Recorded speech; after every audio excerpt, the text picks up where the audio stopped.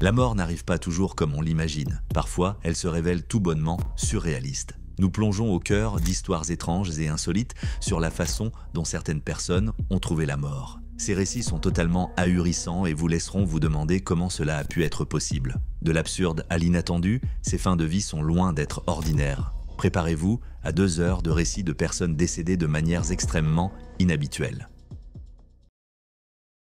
Le 13 mars 2024, Elisabeth van der Drift, âgée de 93 ans, s'est réveillée dans son logement protégé à Regent's Park, au nord de Londres, sans savoir que cette journée prendrait une tournure tragique. Elisabeth vivait avec la démence, une condition qui lui faisait oublier de petits mais importants détails, comme la dernière fois qu'elle avait mangé.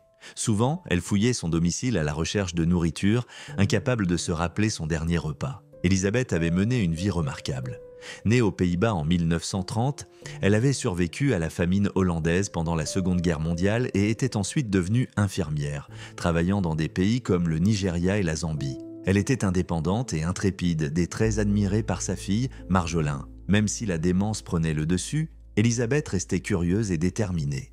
Mais ce jour-là, sa maladie allait la mettre en danger de manière inattendue. Ce matin-là, Elisabeth se dirigea vers sa cuisine à la recherche de quelque chose à manger. Dans sa quête, elle tomba sur un paquet de capsules de lessive aux couleurs vives qui avaient été laissées à portée de main. Leur aspect éclatant, rose, orange, jaune et vert, les faisait ressembler à des bonbons. Probablement confuse et affamée, Elisabeth les a prises pour des sucreries et en a mordu une. Immédiatement, elle ressentit une douleur aiguë dans l'estomac. Elle eut du mal à respirer et devint visiblement angoissée. Son corps, déjà affaibli par l'âge et la démence, réagit sévèrement aux produits chimiques concentrés contenus dans la lessive. Se rendant compte que quelque chose allait très mal, une ambulance fut appelée et Elisabeth fut transportée à l'hôpital. Malgré les efforts médicaux, son état s'aggrava au fil des jours. Le 19 mars, 6 jours après avoir ingéré le détergent, Elisabeth décéda à l'hôpital. Les médecins déterminèrent qu'elle avait développé une pneumonie par aspiration en raison des effets toxiques du détergent aggravés par ses problèmes de santé préexistants. Une enquête menée par le coroner adjoint Ian Potter révéla comment une simple erreur avait conduit à des conséquences dévastatrices. Il expliqua que la démence d'Elisabeth la rendait vulnérable à une mauvaise identification des capsules de lessive comme nourriture. L'emballage éclatant, conçu pour attirer l'attention, ressemblait étroitement à un sac de bonbons, ce qui pouvait facilement tromper une personne souffrant de troubles cognitifs. Potter souligna également un problème sérieux. Alors que les avertissements de sécurité de ces produits se concentraient principalement sur les enfants, peu d'attention avait été accordée aux risques qu'ils représentaient pour les personnes atteintes de démence. Les réglementations actuelles visant à empêcher les emballages ressemblant à de la nourriture ne tenaient pas compte des besoins des adultes ayant des troubles cognitifs. Un point crucial concernait l'accès facile aux capsules.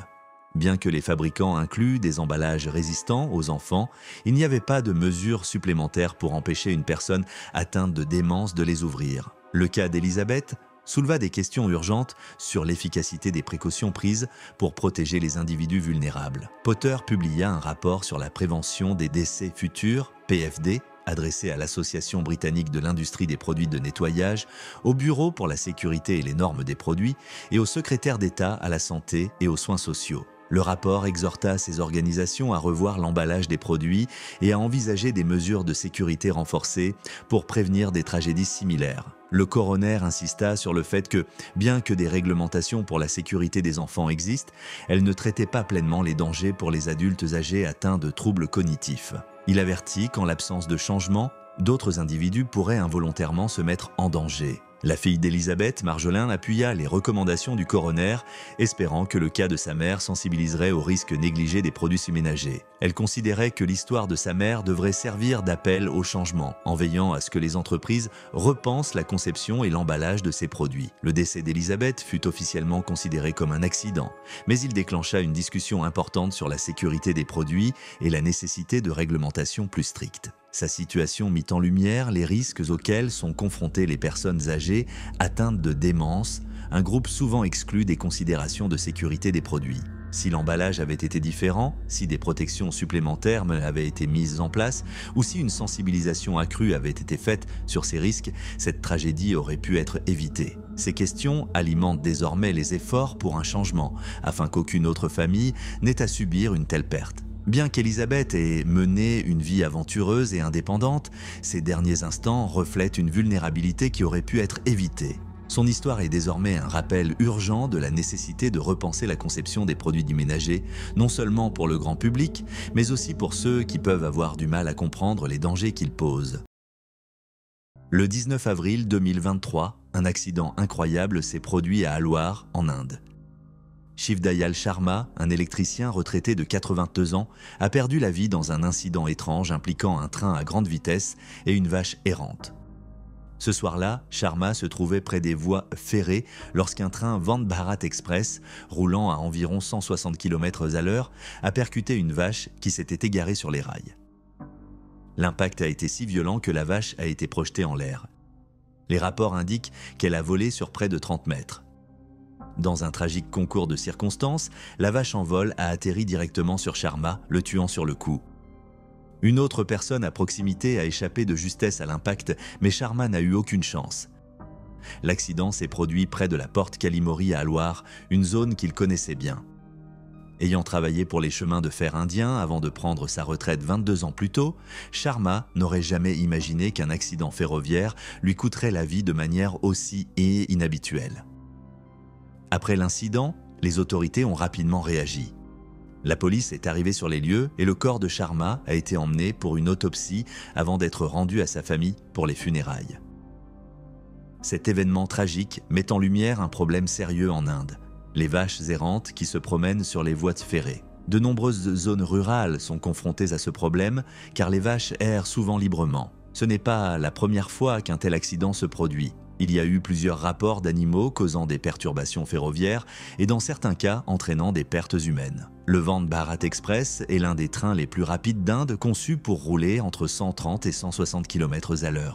Mais peu importe à quel point le train est avancé, des accidents comme celui-ci sont difficiles à prévenir sans mesures de sécurité appropriées. L'impact du train percutant la vache a été si puissant qu'il a transformé l'animal en un projectile mortel, conduisant au destin tragique de Sharma. En réponse, les autorités indiennes, y compris le ministre des chemins de fer Ashwini Vaishnaw, ont pris des mesures pour prévenir de tels incidents. Une mesure clé est l'installation de clôtures métalliques le long des voies ferrées pour empêcher les animaux de s'approcher. De plus, les autorités travaillent à éliminer la végétation, les déchets et autres débris qui attirent les animaux errants près des voies. Les travaux sur une clôture de 620 km de long le long de la voie ferrée Mumbai-Ahmedabad ont déjà commencé et devraient être achevés dans les prochains mois. L'objectif est de créer une barrière qui empêche les animaux d'entrer sur les voies, réduisant ainsi considérablement le risque d'accident. Les vaches errantes représentent un risque majeur non seulement pour elles-mêmes mais aussi pour les vies humaines. Lorsqu'un train se déplaçant à une telle vitesse entre en collision avec un grand animal,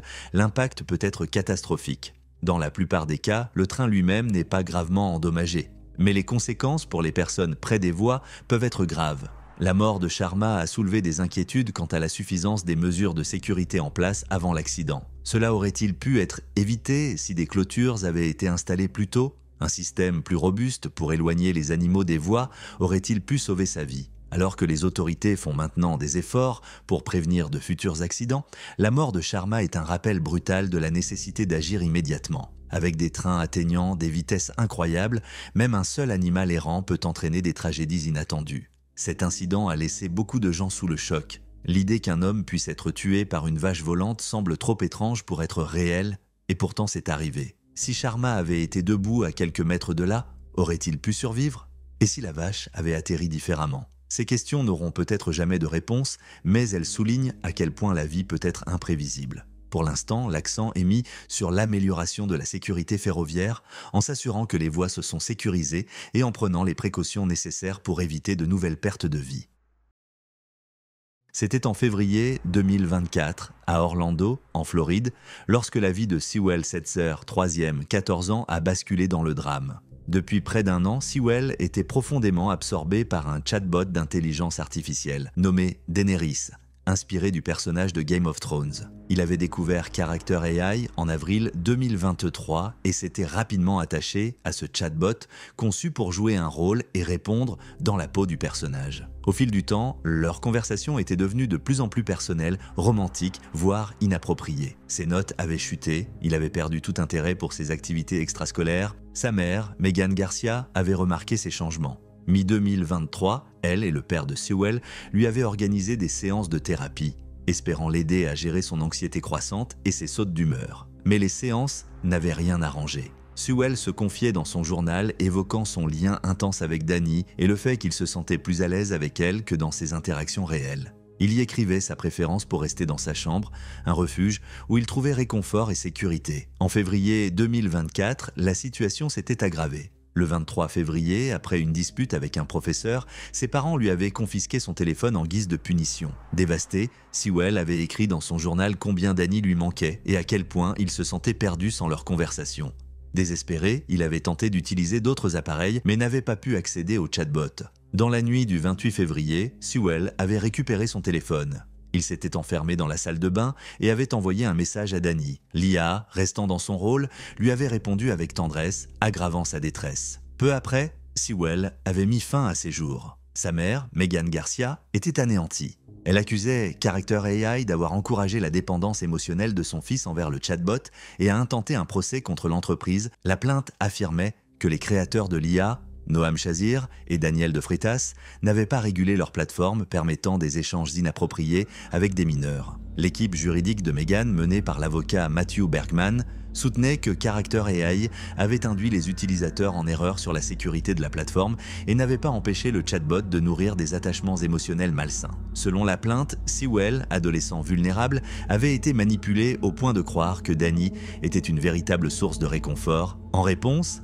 Character AI a présenté ses condoléances à la famille et assuré prendre la sécurité des utilisateurs au sérieux. Mais la plainte de Megan estime que ces mesures étaient insuffisantes lorsque son fils utilisait le chatbot. La plainte accuse également Character AI d'avoir sciemment ciblé des jeunes utilisateurs tout en omettant de prévenir les interactions dangereuses. Bien que le chatbot soit présenté comme adapté aux moins de 18 ans, il avait engagé des discussions inappropriées pour un adolescent. La plainte souligne aussi que l'entreprise encourageait une utilisation prolongée, affinant les réponses de l'IA tout en rendant les jeunes plus dépendants. Le combat de Megan ne concerne pas seulement son fils. Elle espère que ce procès forcera les entreprises à assumer leurs responsabilités quant à l'impact de leurs IA sur les utilisateurs vulnérables. L'histoire de Sewell a relancé les débats sur l'éthique de l'IA et la responsabilité des entreprises. Les experts estiment que les géants tech doivent mieux réguler leurs plateformes, surtout lorsqu'il s'agit de mineurs. Ce cas met en lumière la nécessité de politiques strictes pour éviter que l'IA n'entretienne des dépendances affectives ou n'expose les jeunes à des contenus nocifs. Alors que la bataille juridique se poursuit, beaucoup s'interrogent sur le rôle de l'IA dans nos vies et ses dangers potentiels, notamment pour les personnes fragiles. Megan Garcia est déterminée à éviter qu'une autre famille ne vive le même drame. L'issue de cette affaire pourrait influencer la régulation future des interactions entre IA et mineurs, éveillant les consciences sur les risques des relations numériques non contrôlées. Pour l'instant, le monde observe, espérant que des changements concrets interviendront avant qu'un nouveau drame ne se produise.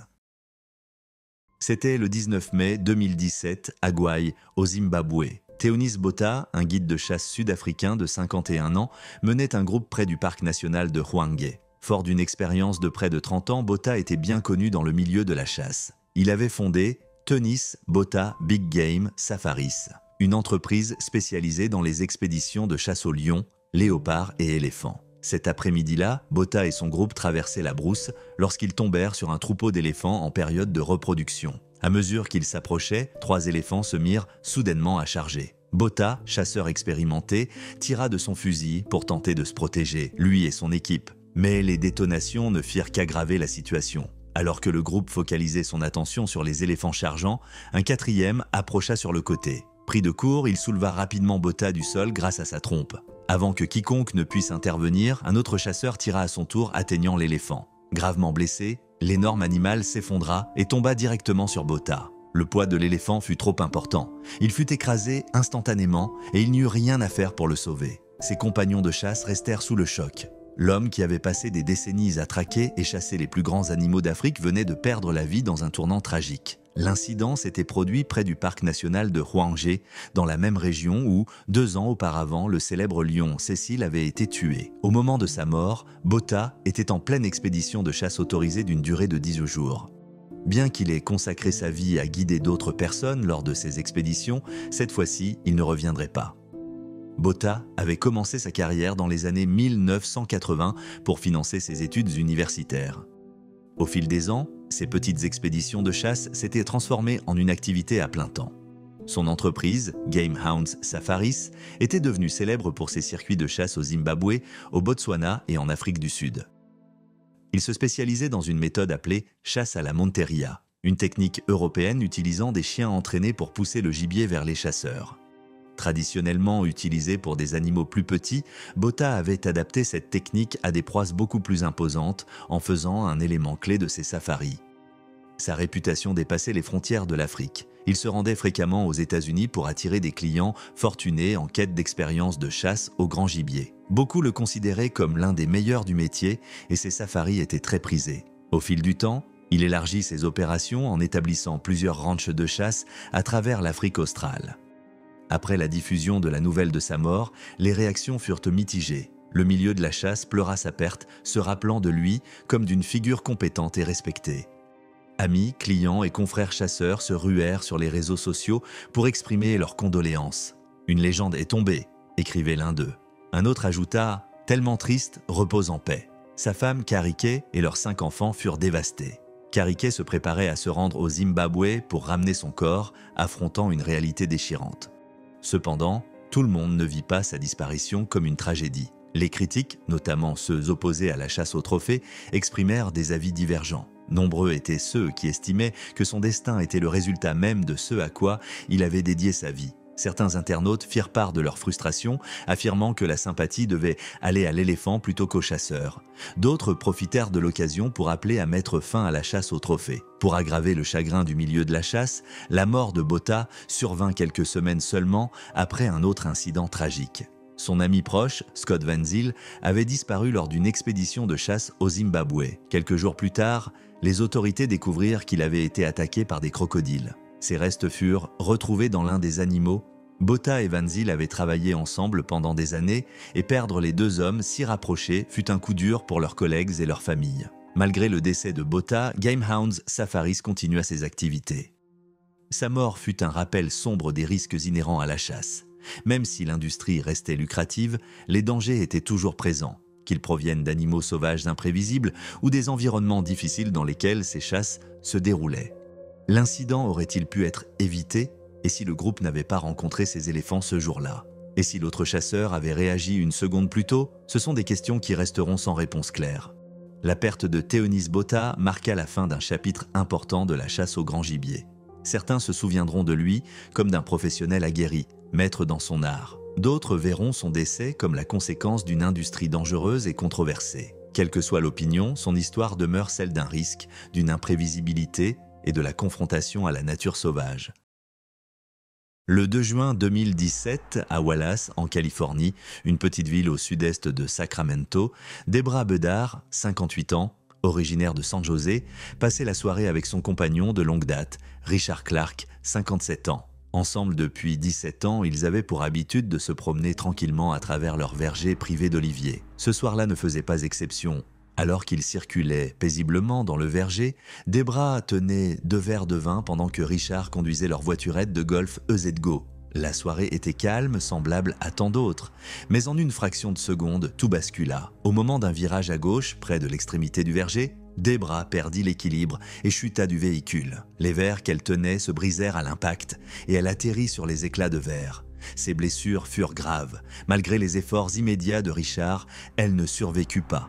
Les secours arrivèrent peu après. Mais il était trop tard. Sous le choc, Richard fut placé en garde à vue, soupçonné de conduite en état d'ivresse. Toutefois, il réussit les tests de sobriété sur place et l'enquête approfondie ne révéla aucun signe clair d'influence de l'alcool. La police autoroutière de Californie conclut que Richard ne conduisait pas de manière imprudente et toutes les preuves indiquaient qu'il s'agissait d'un tragique accident. L'agente Rebecca Myers de la California Highway Patrol confirma que la conduite de Richard n'était pas en cause. Le virage effectué était parfaitement normal et rien ne laissait penser à une négligence. Bien qu'il ait été retenu brièvement, Richard fut rapidement disculpé de toute responsabilité.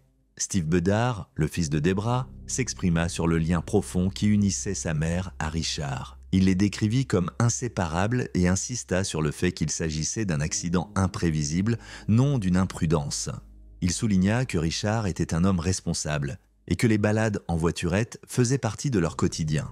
Il soutint Richard, affirmant que la disparition de sa mère était un drame déchirant, mais non le résultat d'un comportement à risque. Malgré son propre chagrin, Steve défendit le caractère de Richard. Amis et proches abondèrent dans ce sens, se souvenant de Debra et Richard comme d'un couple aimant qui avait construit une vie solide ensemble. Richard, profondément bouleversé, écrivit un poème émouvant à la mémoire de Debra, exprimant son amour et la douleur immense que causait son absence. Il la décrivit comme sa plus grande joie, une présence irremplaçable qui laissait désormais un vide impossible à combler. Les collègues de Debra, chez Ace Relocation System, où elle avait travaillé plus de 20 ans, pleurèrent eux aussi sa perte. Ils parlèrent de sa gentillesse, de son engagement et de la chaleur humaine qu'elle apportait au travail. Nombreux furent ceux qui partagèrent combien son amitié et son énergie positive leur manqueraient. L'entreprise présenta ses condoléances et demanda que la famille endeuillée soit respectée dans son intimité. La fille de Debra, Melissa Quinones, exprima sa peine sur les réseaux sociaux, racontant l'immense douleur causée par cette perte soudaine. Elle évoqua le vide laissé par sa mère. Ces mots reflétaient la profondeur du deuil ressenti par toute la famille. L'accident laissa de nombreuses interrogations. Qu'est-ce qui avait provoqué la chute de Debra? Le terrain ou le mouvement de la voiturette avait-il joué un rôle? Y avait-il quoi que ce soit qui aurait pu empêcher cela? Ces questions restaient sans réponse, ajoutant à la peine de ses proches. À la fin de l'enquête, il fut confirmé qu'il s'agissait d'un accident tragique, imprévisible et que personne n'aurait pu anticiper. Ce qui avait commencé comme une soirée paisible se termina en une perte inimaginable, bouleversant à jamais la vie de ceux qui aimaient Debra. Aujourd'hui, sa famille, Richard et ses amis doivent affronter la difficile épreuve du deuil. Le chagrin est toujours là et le souvenir de cette nuit restera à jamais gravé. Mais avec le temps, ceux qui aimaient Debra et continueront de faire vivre sa mémoire en se rappelant les moments précieux partagés avec elle et l'amour qu'elle leur a donné. Le 5 janvier 1996, à la Metropolitan Opera House de New York, la compagnie d'opéra inaugurait The Macropulos Case, une œuvre racontant l'histoire d'une femme possédant le secret de la vie éternelle. Richard Versal, un ténor vétéran de 63 ans, incarnait Vitek, un vieux greffier. Dans sa scène d'ouverture, Versal, perché sur une échelle de 6 mètres, prononça la phrase « Dommage que l'on ne puisse vivre si longtemps ». Quelques instants plus tard, il perdit l'équilibre et s'écrasa sur la scène.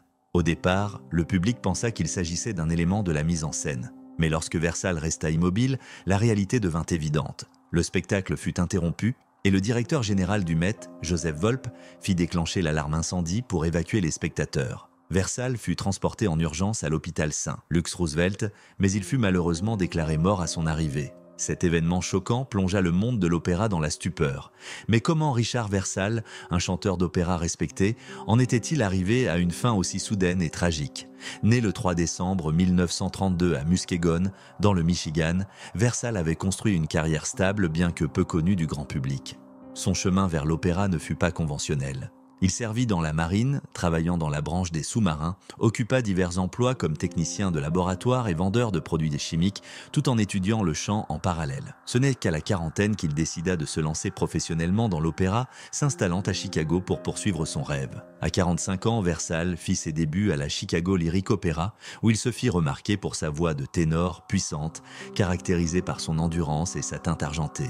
Au fil du temps, il gagna la réputation d'endosser des rôles exigeants, tant sur le plan physique que vocal, notamment dans Othello de Verdi et Tristan, un Isolde de Wagner. Versal se produisit dans des lieux prestigieux en Europe, notamment au Bayreuth Festspiel et dans des opéras de Vienne, Tokyo, Sydney et Gênes. Malgré son succès à l'étranger, Versal dut affronter de nombreux défis. Il traversa un divorce douloureux et vécut la perte déchirante d'un de ses enfants en 1991. Toutefois, il resta dévoué à son art et à sa famille. En 1988, il se remaria et s'installa à Hendersonville, en Caroline du Nord, avec sa seconde épouse, Alexis Dardenne, et leur fille. Tess, qui n'avait que 11 ans lorsque son père décéda. Versal travailla dur pour se faire un nom aux États-Unis et, en 1995, ses efforts furent récompensés lorsqu'il obtint un rôle principal au prestigieux Metropolitan Opera. Sa performance dans Rise and Fall of the City of Mahogany lui valut des critiques élogieuses, et sa carrière semblait enfin être reconnue dans son pays natal. Lorsqu'il fut choisi pour incarner Vitek dans The Macropulos Case, cela marqua un sommet dans sa carrière. Bien que le rôle fût mineur, il représentait une étape importante pour Versal, qui y voyait un nouveau jalon. Cette soirée fut aussi sa dernière. Bien que son agent ait initialement nié que Versal souffrait de problèmes de santé, l'autopsie confirma qu'il avait subi une crise cardiaque, ce qui avait causé sa perte d'équilibre et sa chute de l'échelle. Selon Peter Clark, porte-parole du Met, l'échelle ne présentait aucun défaut et était solidement fixée au décor. La crise cardiaque, et non l'équipement, fut identifiée comme la cause de l'accident. La vie de Richard Versal fut marquée par des triomphes et des tragédies. Il affronta de nombreuses épreuves personnelles et professionnelles, mais resta toujours engagé envers sa passion pour l'opéra. Son parcours vers la célébrité fut tardif, mais sa persévérance est une source d'inspiration. Il laissa derrière lui 4 enfants, Michael, Jodie, Tim et Tess. Il était également connu pour son engagement communautaire, notamment en tant que bénévole dans des hospices pour malades du sida et dans des associations locales. La mort de Versal eut un profond impact sur le monde de l'opéra. Le Metropolitan Opera annula la représentation et baissa son rideau, un geste rare pour un lieu aussi prestigieux. Des hommages affluèrent du monde entier, saluant son talent et les obstacles qu'il avait surmontés tout au long de sa vie. L'ironie tragique de sa dernière performance et de la phrase qu'il chanta avant sa chute résonne comme un rappel poignant de la fragilité de la vie.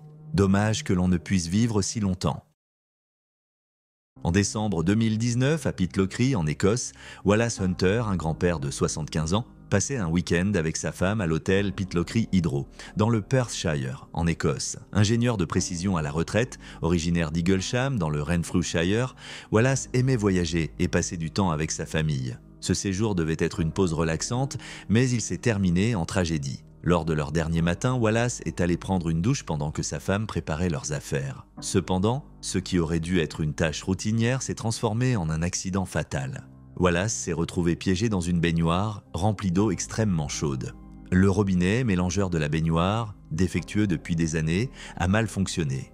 Ce robinet avait un réglage sensible de la température et lorsque l'eau froide s'est arrêtée, l'eau chaude a continué de couler sans interruption. L'eau a atteint des températures extrêmes et Wallace, incapable de s'en échapper, a subi des brûlures graves couvrant 83% de son corps. Le premier signal d'alarme est venu lorsque de l'eau a commencé à fuir de la salle de bain de Wallace, inondant la chambre en dessous. Un client a signalé le problème, incitant Elena Cespedes, réceptionniste de nuit, à vérifier. Au départ, la femme de Wallace a assuré au personnel que tout allait bien. Mais après un deuxième appel, elle a admis que son mari était piégé et en détresse. Elle a également mentionné que Wallace souffrait de démence, rendant la situation encore plus urgente.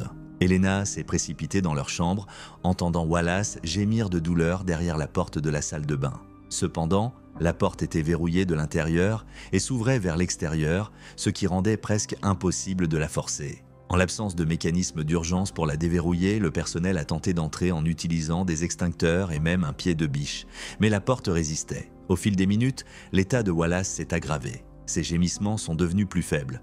Les tentatives de sauvetage ont duré 45 minutes avant qu'Elena ne décide d'appeler les services d'urgence, malgré l'hésitation initiale de Madame Hunter. Lorsque les pompiers sont finalement arrivés, cela faisait 90 minutes que Wallace était piégé. En forçant la porte, les secours ont trouvé Wallace immergé dans l'eau brûlante.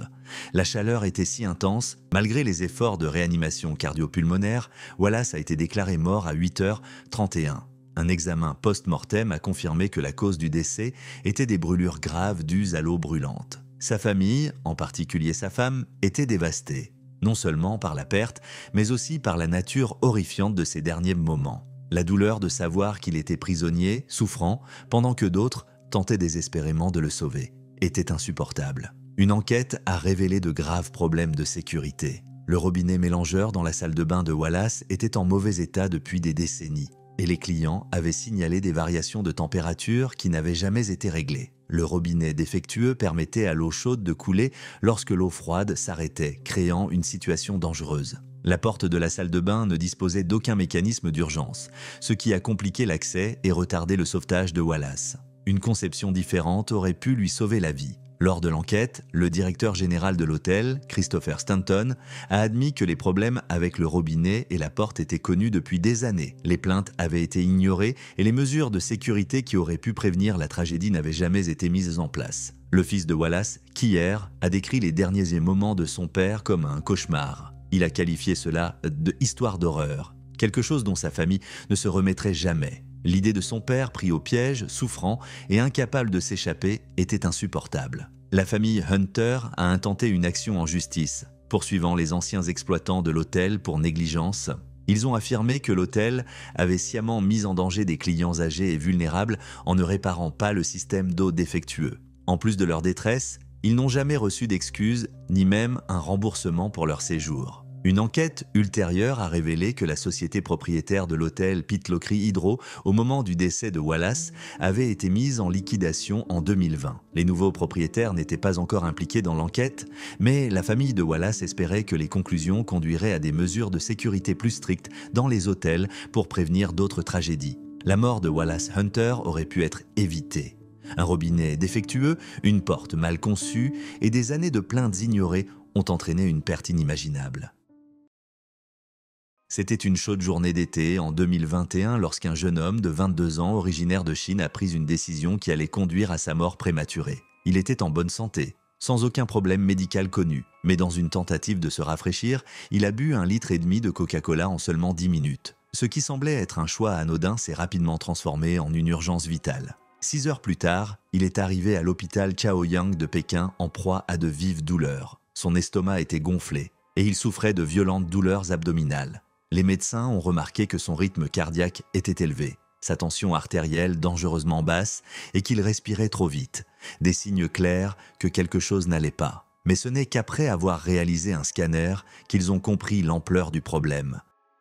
Le scanner a révélé une quantité inhabituelle et inquiétante de gaz piégé dans ses intestins et dans la veine porte, un vaisseau sanguin majeur qui transporte le sang du système digestif vers le foie. Cette condition rare, connue sous le nom de pneumatose, perturbe la circulation sanguine vers le foie, le privant d'oxygène. Sans un apport suffisant en oxygène, le foie commence à défaillir, une condition appelée ischémie hépatique ou foie de choc.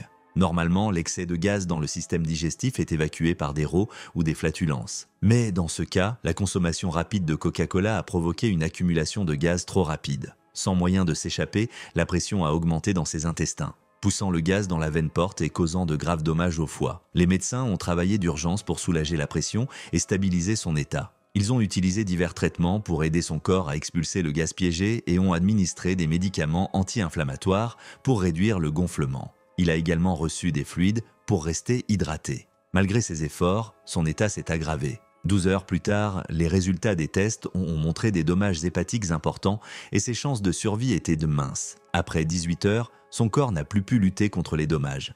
Tragiquement, il est décédé peu après son arrivée à l'hôpital. Ce cas rare a été documenté dans la revue médicale Clinics and Research in Hepatology and Gastroenterology. Les médecins impliqués ont noté que bien que ce type de réaction soit inhabituel, il peut se produire. Boire une grande quantité de boissons gazeuses en peu de temps peut entraîner une accumulation dangereuse de gaz, affectant la circulation sanguine et l'apport en oxygène des organes vitaux. Cependant, tous les experts ne s'accordent pas sur la cause exacte de sa mort. Le professeur Nathan Davies, biochimiste à l'University College London, a remis en question l'idée que la consommation de Coca-Cola seule pouvait entraîner une réaction aussi grave. Il a suggéré qu'il pourrait y avoir eu un problème de santé sous-jacent, comme une infection bactérienne qui aurait contribué à l'accumulation de gaz. Ce type d'infection aurait pu provoquer une production excessive de gaz dans son système digestif, aggravant la situation. En l'absence de problèmes de santé préexistants connus, il reste incertain si le Coca-Cola était la seule cause de sa mort ou s'il y avait un autre facteur en jeu. Des recherches supplémentaires seraient nécessaires pour comprendre pleinement ce qui s'est passé.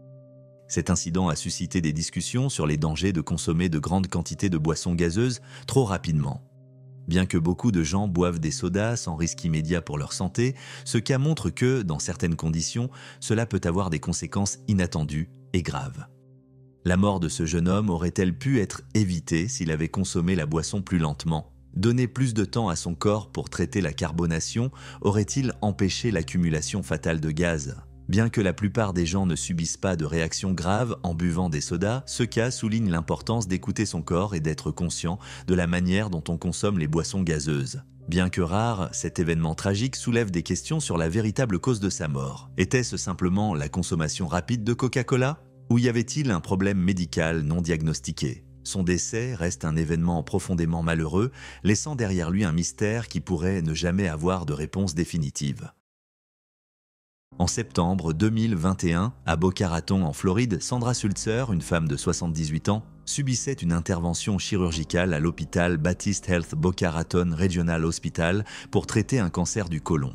L'intervention a été réalisée à l'aide du robot chirurgical d'Avinci, un dispositif mis au point par la société Intuitive Surgical. Ce système sophistiqué permet aux chirurgiens de contrôler à distance des bras robotisés pour effectuer des gestes très précis et moins invasifs que la chirurgie traditionnelle, réduisant ainsi le temps de récupération. L'opération semblait s'être bien déroulée. Pourtant, peu de temps après, Sandra a commencé à ressentir de vives douleurs abdominales accompagnées d'une forte fièvre. Les médecins pensaient au départ qu'il s'agissait de symptômes post-opératoires courants, mais son état s'est rapidement aggravé. Ce que l'équipe médicale ignorait, c'est qu'un grave incident s'était produit pendant l'intervention. Les manchons en caoutchouc recouvrant les bras du robot, censés empêcher les fuites d'énergie électrique, étaient défectueux. De petites fissures dans l'isolation ont permis à l'électricité de s'échapper, brûlant à son insu une partie de l'intestin grêle de Sandra. La brûlure était hors du champ de vision du chirurgien. Cette blessure interne a provoqué une fuite de liquide digestif dans l'abdomen, entraînant une infection sévère. Sandra a alors été victime d'un choc septique, une réaction grave de l'organisme à une infection, menant à une défaillance des organes. Les médecins ont tenté plusieurs interventions chirurgicales supplémentaires. Après des mois de complications, Sandra est décédée en février 2022. Le mari de Sandra a intenté une action en justice, accusant Intuitive Surgical d'avoir conçu un produit dangereux. Il soutient que si l'isolation du robot avait été correctement fabriquée, l'électricité ne se serait pas échappée, évitant ainsi les brûlures internes. Il reproche également à la société de ne pas avoir fourni une formation suffisante aux chirurgiens, ce qui aurait augmenté le risque d'erreur.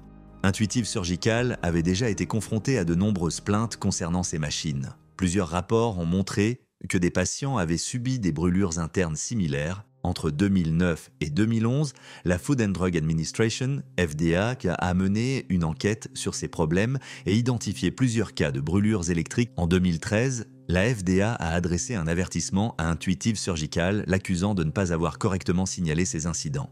Dès 2014, Intuitive Surgical faisait face à plus de 90 procès liés aux robots, intentés par des patients ou leurs familles pour dommages corporels. En 2018, une enquête menée par NBC News a révélé que plus de 20 000 rapports d'incidents indésirables liés aux robots d'Avinci avaient été déposés auprès de la FDA. Nombre d'entre eux faisaient état de brûlures internes causées par des pannes électriques.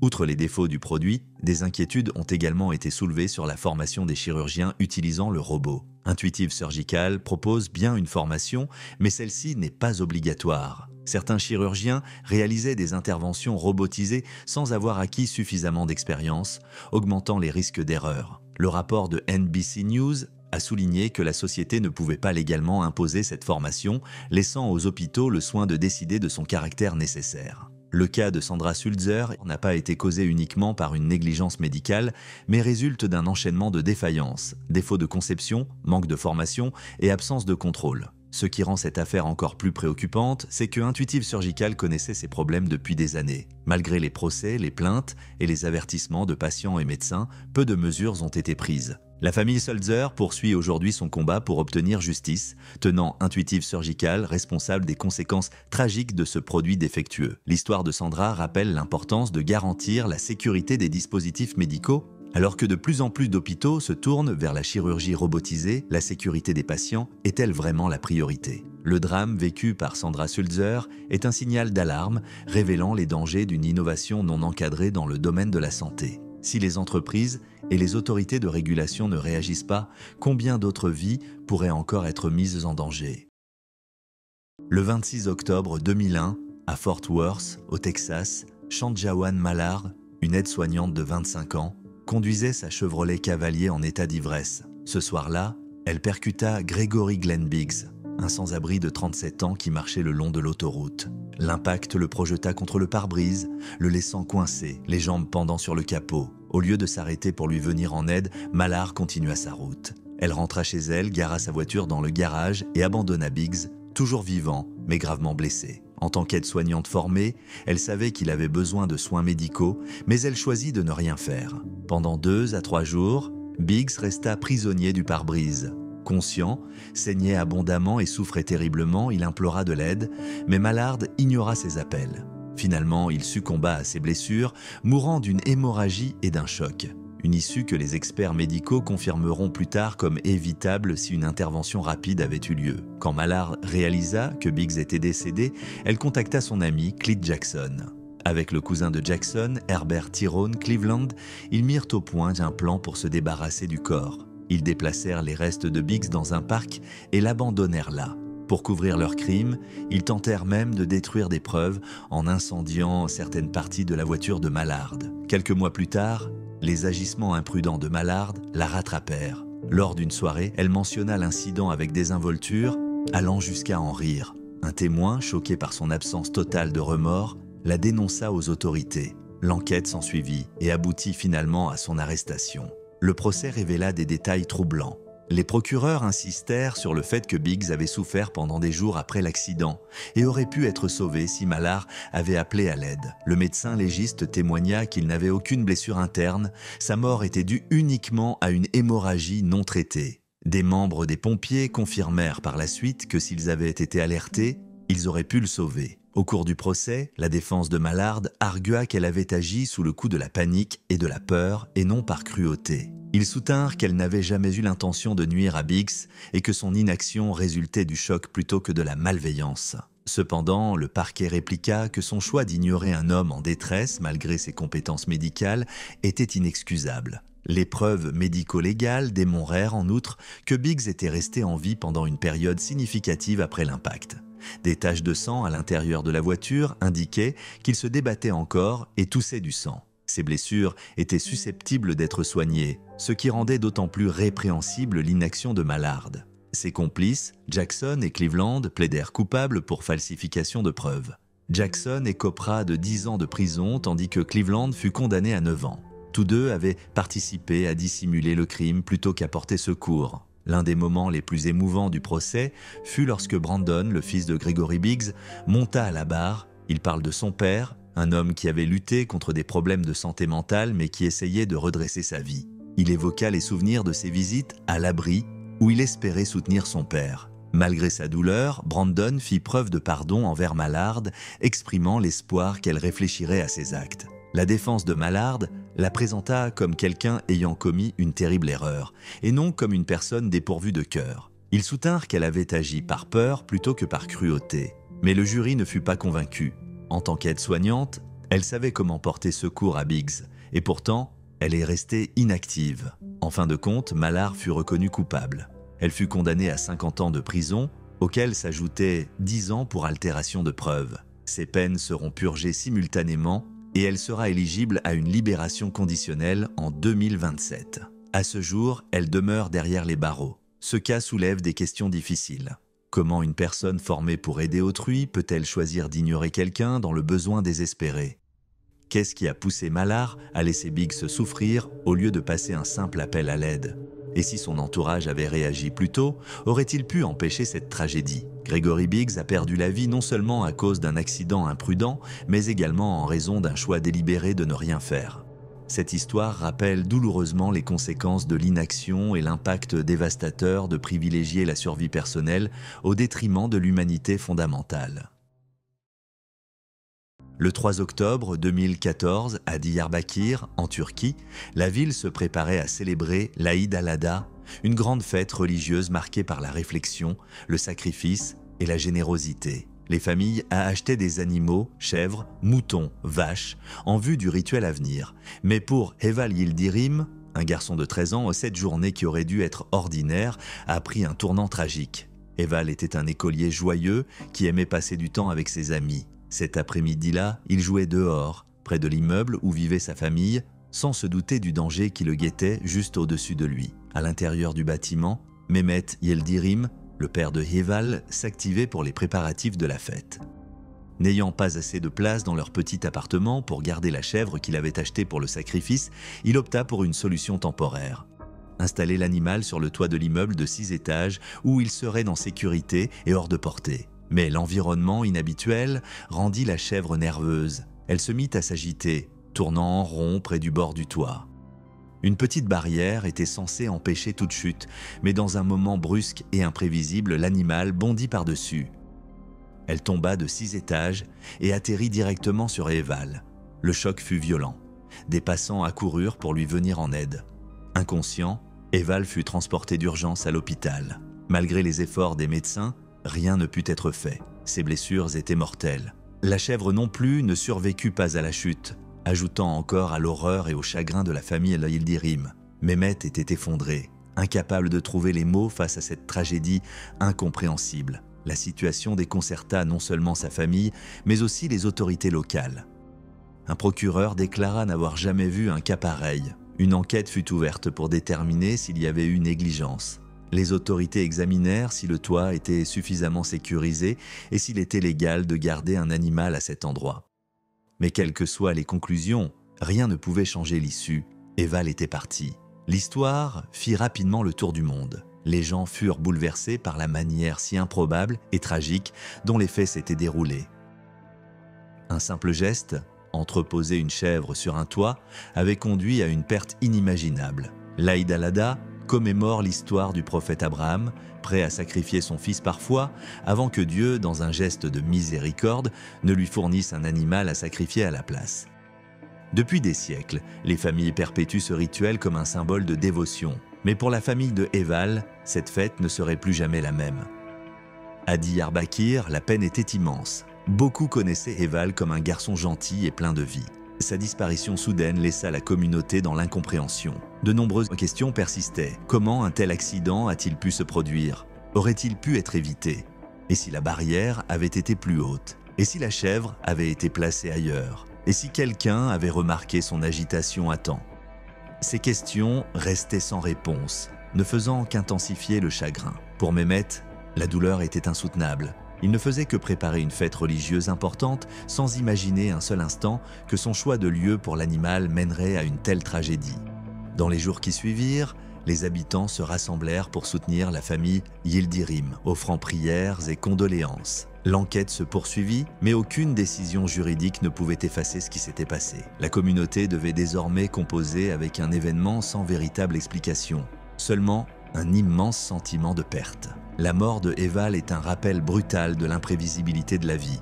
Une journée ordinaire, une décision simple et un hasard terrible ont suffi à déclencher une tragédie irréversible. Alors que la fête se poursuivait dans tout le pays, la famille Yildirim pleurait un fils arraché trop tôt, confrontée à l'inacceptable et à une douleur que rien n'aurait pu prévenir.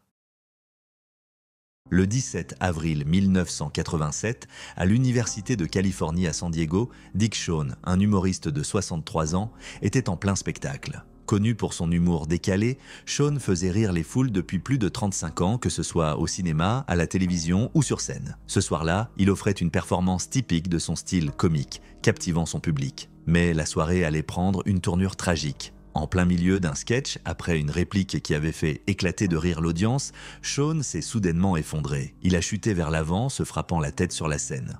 Au début, les spectateurs ont cru que cela faisait partie de son numéro, persuadés qu'il jouait la comédie. Mais au bout de quelques minutes, les rires ont laissé place à l'inquiétude et à la confusion. Quelque chose n'allait pas. Un membre de l'équipe technique est monté sur scène pour vérifier son état, le secouant pour tenter de le réveiller, mais Shawn restait immobile. C'est à ce moment-là que le public a compris que ce n'était pas un effet de mise en scène. Un médecin présent dans la salle est rapidement monté sur scène pour lui porter secours. Les ambulanciers, arrivés peu après, ont réussi à détecter un faible pouls et ont transporté Shawn en urgence au Scripps Memorial Hospital. Malheureusement, malgré tous les soins prodigués, il a été déclaré mort à 21h55. La cause du décès a été identifiée plus tard comme une crise cardiaque. Né Richard Schulfand le 1er décembre 1923 à Buffalo, il a grandi à Lackawanna où sa famille possédait un magasin de vêtements. Pendant le lycée, il se concentrait sur le sport et avait même signé un contrat avec les White Sox de Chicago. Cependant, avant de pouvoir jouer pour eux, Il a été appelé sous les drapeaux pendant la Seconde Guerre mondiale. C'est durant son service militaire qu'il a découvert son talent pour la comédie en se produisant dans des spectacles de l'USO pour divertir les troupes. Après la guerre, il a fréquenté l'université de Miami, où il a remporté un concours de talent, ce qui l'a conduit à New York. Bien qu'il n'ait pas gagné gros, lors de sa première apparition télévisée dans Arthur Godfrey Talent Scouts, cette expérience l'a convaincu de rester à New York pour se consacrer à la comédie. Il a commencé à se produire dans des clubs, attirant l'attention du réalisateur Harry Wagstaff Gribble, qui lui a offert son premier rôle professionnel dans une pièce de théâtre. Ses prestations dans le vaudeville et les clubs de nuit l'ont rendu populaire, et il a rapidement été invité à des émissions télévisées comme The Ed Sullivan Show et The Tonight Show. En 1955, Shawn gagnait 1 500 $ par semaine en se produisant au Palace Theatre de New York aux côtés de Betty Hutton. Son succès grandissant sur scène l'a conduit à des rôles au cinéma, où il incarnait des personnages excentriques et mémorables. L'un de ses rôles les plus connus reste celui dans le film culte The Producers de Mel Brooks, où il jouait un acteur hippie incarnant Hitler dans une comédie. Le succès inattendu de ce film a mis en lumière le talent unique de Shawn pour mélanger satire et humour, faisant de lui un favori du public. Shawn a également marqué Broadway, apparaissant dans des productions comme The Egg et A Funny Thing Happened on the Way to the Forum. L'humour de Shawn ne plaisait pas à tout le monde. Il n'hésitait pas à se moquer de célébrités comme Frank Sinatra et son Rat Pack. Certains trouvaient ses blagues sur Dean Martin ou Sammy Davis Jr. trop acerbes. Mais Shawn refusait d'édulcorer son matériel, convaincu que s'il se souciait de ne pas offenser, il ne pourrait plus monter sur scène. Son style d'humour, excentrique et anticonformiste, le distinguait des autres humoristes. Connu pour ses spectacles en solo imprévisible, il mêlait comédie, sketch, musique et pantomime. Ses performances avait souvent une touche surréaliste, comme dans son célèbre spectacle intitulé The Second Greatest Entertainer in the World. Pendant ces spectacles, il lui arrivait même de rester immobile sur scène durant l'entracte, ajoutant une touche étrange mais mémorable à ses prestations. Ce soir tragique de 1987, la vie de Dick Shawn a été brutalement interrompue alors qu'il faisait ce qu'il aimait le plus. Sa mort soudaine a bouleversé ses fans et rappelé de manière poignante l'imprévisibilité de la vie. Il laisse derrière lui 4 enfants issus d'un précédent mariage et un héritage de rires et de performances inoubliables. Le 16 décembre 2020, à Greensboro, en Caroline du Nord, la matinée de la famille Huff a commencé comme les autres. AJ et Jackie Huff préparaient leurs 2 fils pour la journée, Michael, leur fils aîné, et Jonathan, âgé de 23 mois, affectueusement surnommé Nugget. Tous deux travaillaient dans le domaine des soins médicaux d'urgence, Jackie comme assistante médicale et AJ comme ambulancier, et ils n'étaient donc pas étrangers aux crises médicales. Mais rien ne pouvait les préparer à ce qui allait se produire. Ce matin-là était particulièrement mouvementé. Le couple n'avait que 20 minutes pour sortir les 2 enfants de la maison. Dans la précipitation, Jonathan, comme tout enfant curieux, réussit à s'éclipser sans être remarqué. En l'espace de quelques instants, il aurait attrapé une pile bouton d'une télécommande de chercheur de clés posée sur un comptoir. L'arrière de la télécommande s'était détaché, laissant la petite pile exposée. Personne ne l'a vu la prendre et personne ne savait qu'il l'avait avalée. Jonathan a passé la journée à la crèche en agissant comme d'habitude. Il a tenu la main de son frère aîné en se rendant en classe et ne montrait aucun signe de problème. Mais à midi, les enseignants ont remarqué quelque chose d'inquiétant. Il avait un saignement de nez et, peu après, il a commencé à vomir du sang.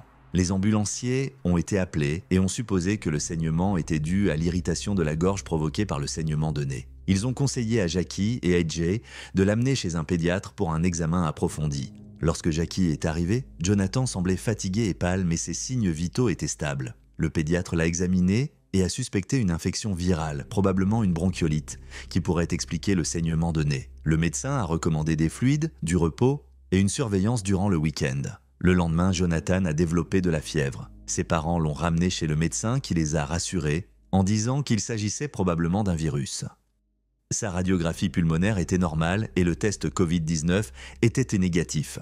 Les conseils sont restés les mêmes. Le garder hydraté et laisser la maladie suivre son cours. Les Huff ont passé le week-end à surveiller leur fils de près. Samedi, Jonathan semblait aller mieux. Il a regardé son émission préférée, Bubble Guppies, et a même demandé des Doritos, ce qui a donné à ses parents l'espoir qu'il se rétablissait. Mais dimanche matin, tout a pris une tournure dévastatrice. Jonathan s'est réveillé avec une forte fièvre et a soudainement commencé à tousser violemment. Ensuite, il a vomi du sang rouge vif. AJ et Jackie, bien que formés aux soins d'urgence, étaient sous le choc. AJ a immédiatement commencé des compressions thoraciques tandis que Jackie lui administrait des insufflations de secours. Mais lorsqu'elle s'est retirée, elle a vu du sang jaillir de sa bouche. AJ a continué les compressions thoraciques en attendant de l'aide, mais le petit cœur de Jonathan avait du mal à tenir. Lorsque les ambulanciers sont arrivés, il était inconscient. Ils l'ont transporté en urgence à l'hôpital Moses Eshkon pendant que Jackie suivait dans une voiture de shérif priant désespérément pour un miracle. À son arrivée, elle a été accueillie par la terrible nouvelle qu'aucun parent ne devrait jamais entendre. Les médecins avaient tout tenté, mais Jonathan avait perdu trop de sang. Les dommages étaient irréversibles. Il était parti. Une autopsie a révélé plus tard la cause. Une pile bouton était restée coincée en lui pendant 4 jours, brûlant lentement son œsophage, ses intestins et son aorte. La réaction chimique de la pile avait causé de graves blessures internes, entraînant une hémorragie fatale. La pile provenait de la télécommande posée sur leur comptoir, un objet si petit mais si dangereux. Les œufs étaient anéantis. Ils ont rejoué chaque instant, se demandant s'ils auraient pu faire quelque chose différemment. Le poids de leur perte était insupportable. En tant que parents ayant passé leur vie à sauver les autres, ils n'auraient jamais imaginé perdre leur propre enfant de cette manière. Lors des funérailles de Jonathan, une procession de camions de pompiers et d'ambulances a défilé dans les rues, symbole de la vie qu'il aimait et de la communauté qui a soutenu sa famille en deuil. Mais aucun soutien ne pouvait apaiser leur douleur. Ils avaient perdu leur petit garçon et rien ne pouvait le ramener. Déterminés à empêcher que cela arrive à d'autres familles, Jackie et AJ ont commencé à sensibiliser au danger des piles boutons. Ils ont exhorté les parents à sécuriser les appareils contenant ces petites piles, à les ranger hors de portée et à sceller les compartiments des piles avec du ruban adhésif. Après le décès de Jonathan, l'Australie est devenue le premier pays à appliquer des normes de sécurité obligatoires pour les produits contenant des piles boutons. Bien que cela ait été une avancée pour éviter des tragédies similaires, les Huff savaient qu'il restait encore beaucoup à faire. Ils se demandent souvent, et si Jonathan avait été un peu plus âgé, ou s'ils avaient remarqué plus tôt. Cela aurait-il pu être évité? Et si la télécommande avait été rangée différemment, serait-il encore en vie aujourd'hui? Ces douloureuses questions restent avec eux. Mais en partageant l'histoire de Jonathan, ils espèrent épargner à d'autres familles la même peine. C'était en février 2025 à Planalto, au Brésil. Davi Nunes Moreira, âgé de 14 ans, était un adolescent typique, curieux, aventureux et fasciné par le monde en ligne. Mais une décision a tout changé, conduisant à une issue tragique que personne n'aurait pu anticiper. Davi était un garçon actif qui aimait passer du temps avec ses amis et jouer dehors. Un jour, son père a remarqué qu'il boitait, mais Davi a minimisé la situation, disant qu'il s'était blessé en jouant. Cependant, son état s'est aggravé avec le temps. Il a commencé à vomir et avait de plus en plus de difficultés à marcher. Il était clair que quelque chose n'allait pas. Alors que ses symptômes s'intensifiaient, son père l'a emmené en urgence à l'hôpital de Planalto. Mais son état a continué à se détériorer et les médecins n'ont pas pu déterminer immédiatement la cause. Il a ensuite été transféré à l'hôpital général de Vitória da Conquista pour un traitement plus approfondi. C'est là que Davi a finalement révélé ce qui s'était passé. Il a expliqué au personnel médical qu'il était allé dans une pharmacie locale, avait acheté du matériel et mené une expérience dangereuse. Il avait écrasé un papillon mort, mélangé ses restes avec de l'eau et injecté le liquide dans sa jambe. Cette confession choquante a conduit beaucoup à croire qu'il avait peut-être été influencé par un défi en ligne. Les médecins étaient stupéfaits et les spéculations ont commencé. Certains experts pensaient que les toxines du papillon auraient pu pénétrer dans son sang, tandis que d'autres suspectaient une embolie causée par de l'air dans la seringue. Il y avait aussi la possibilité d'une réaction allergique ou d'une infection grave.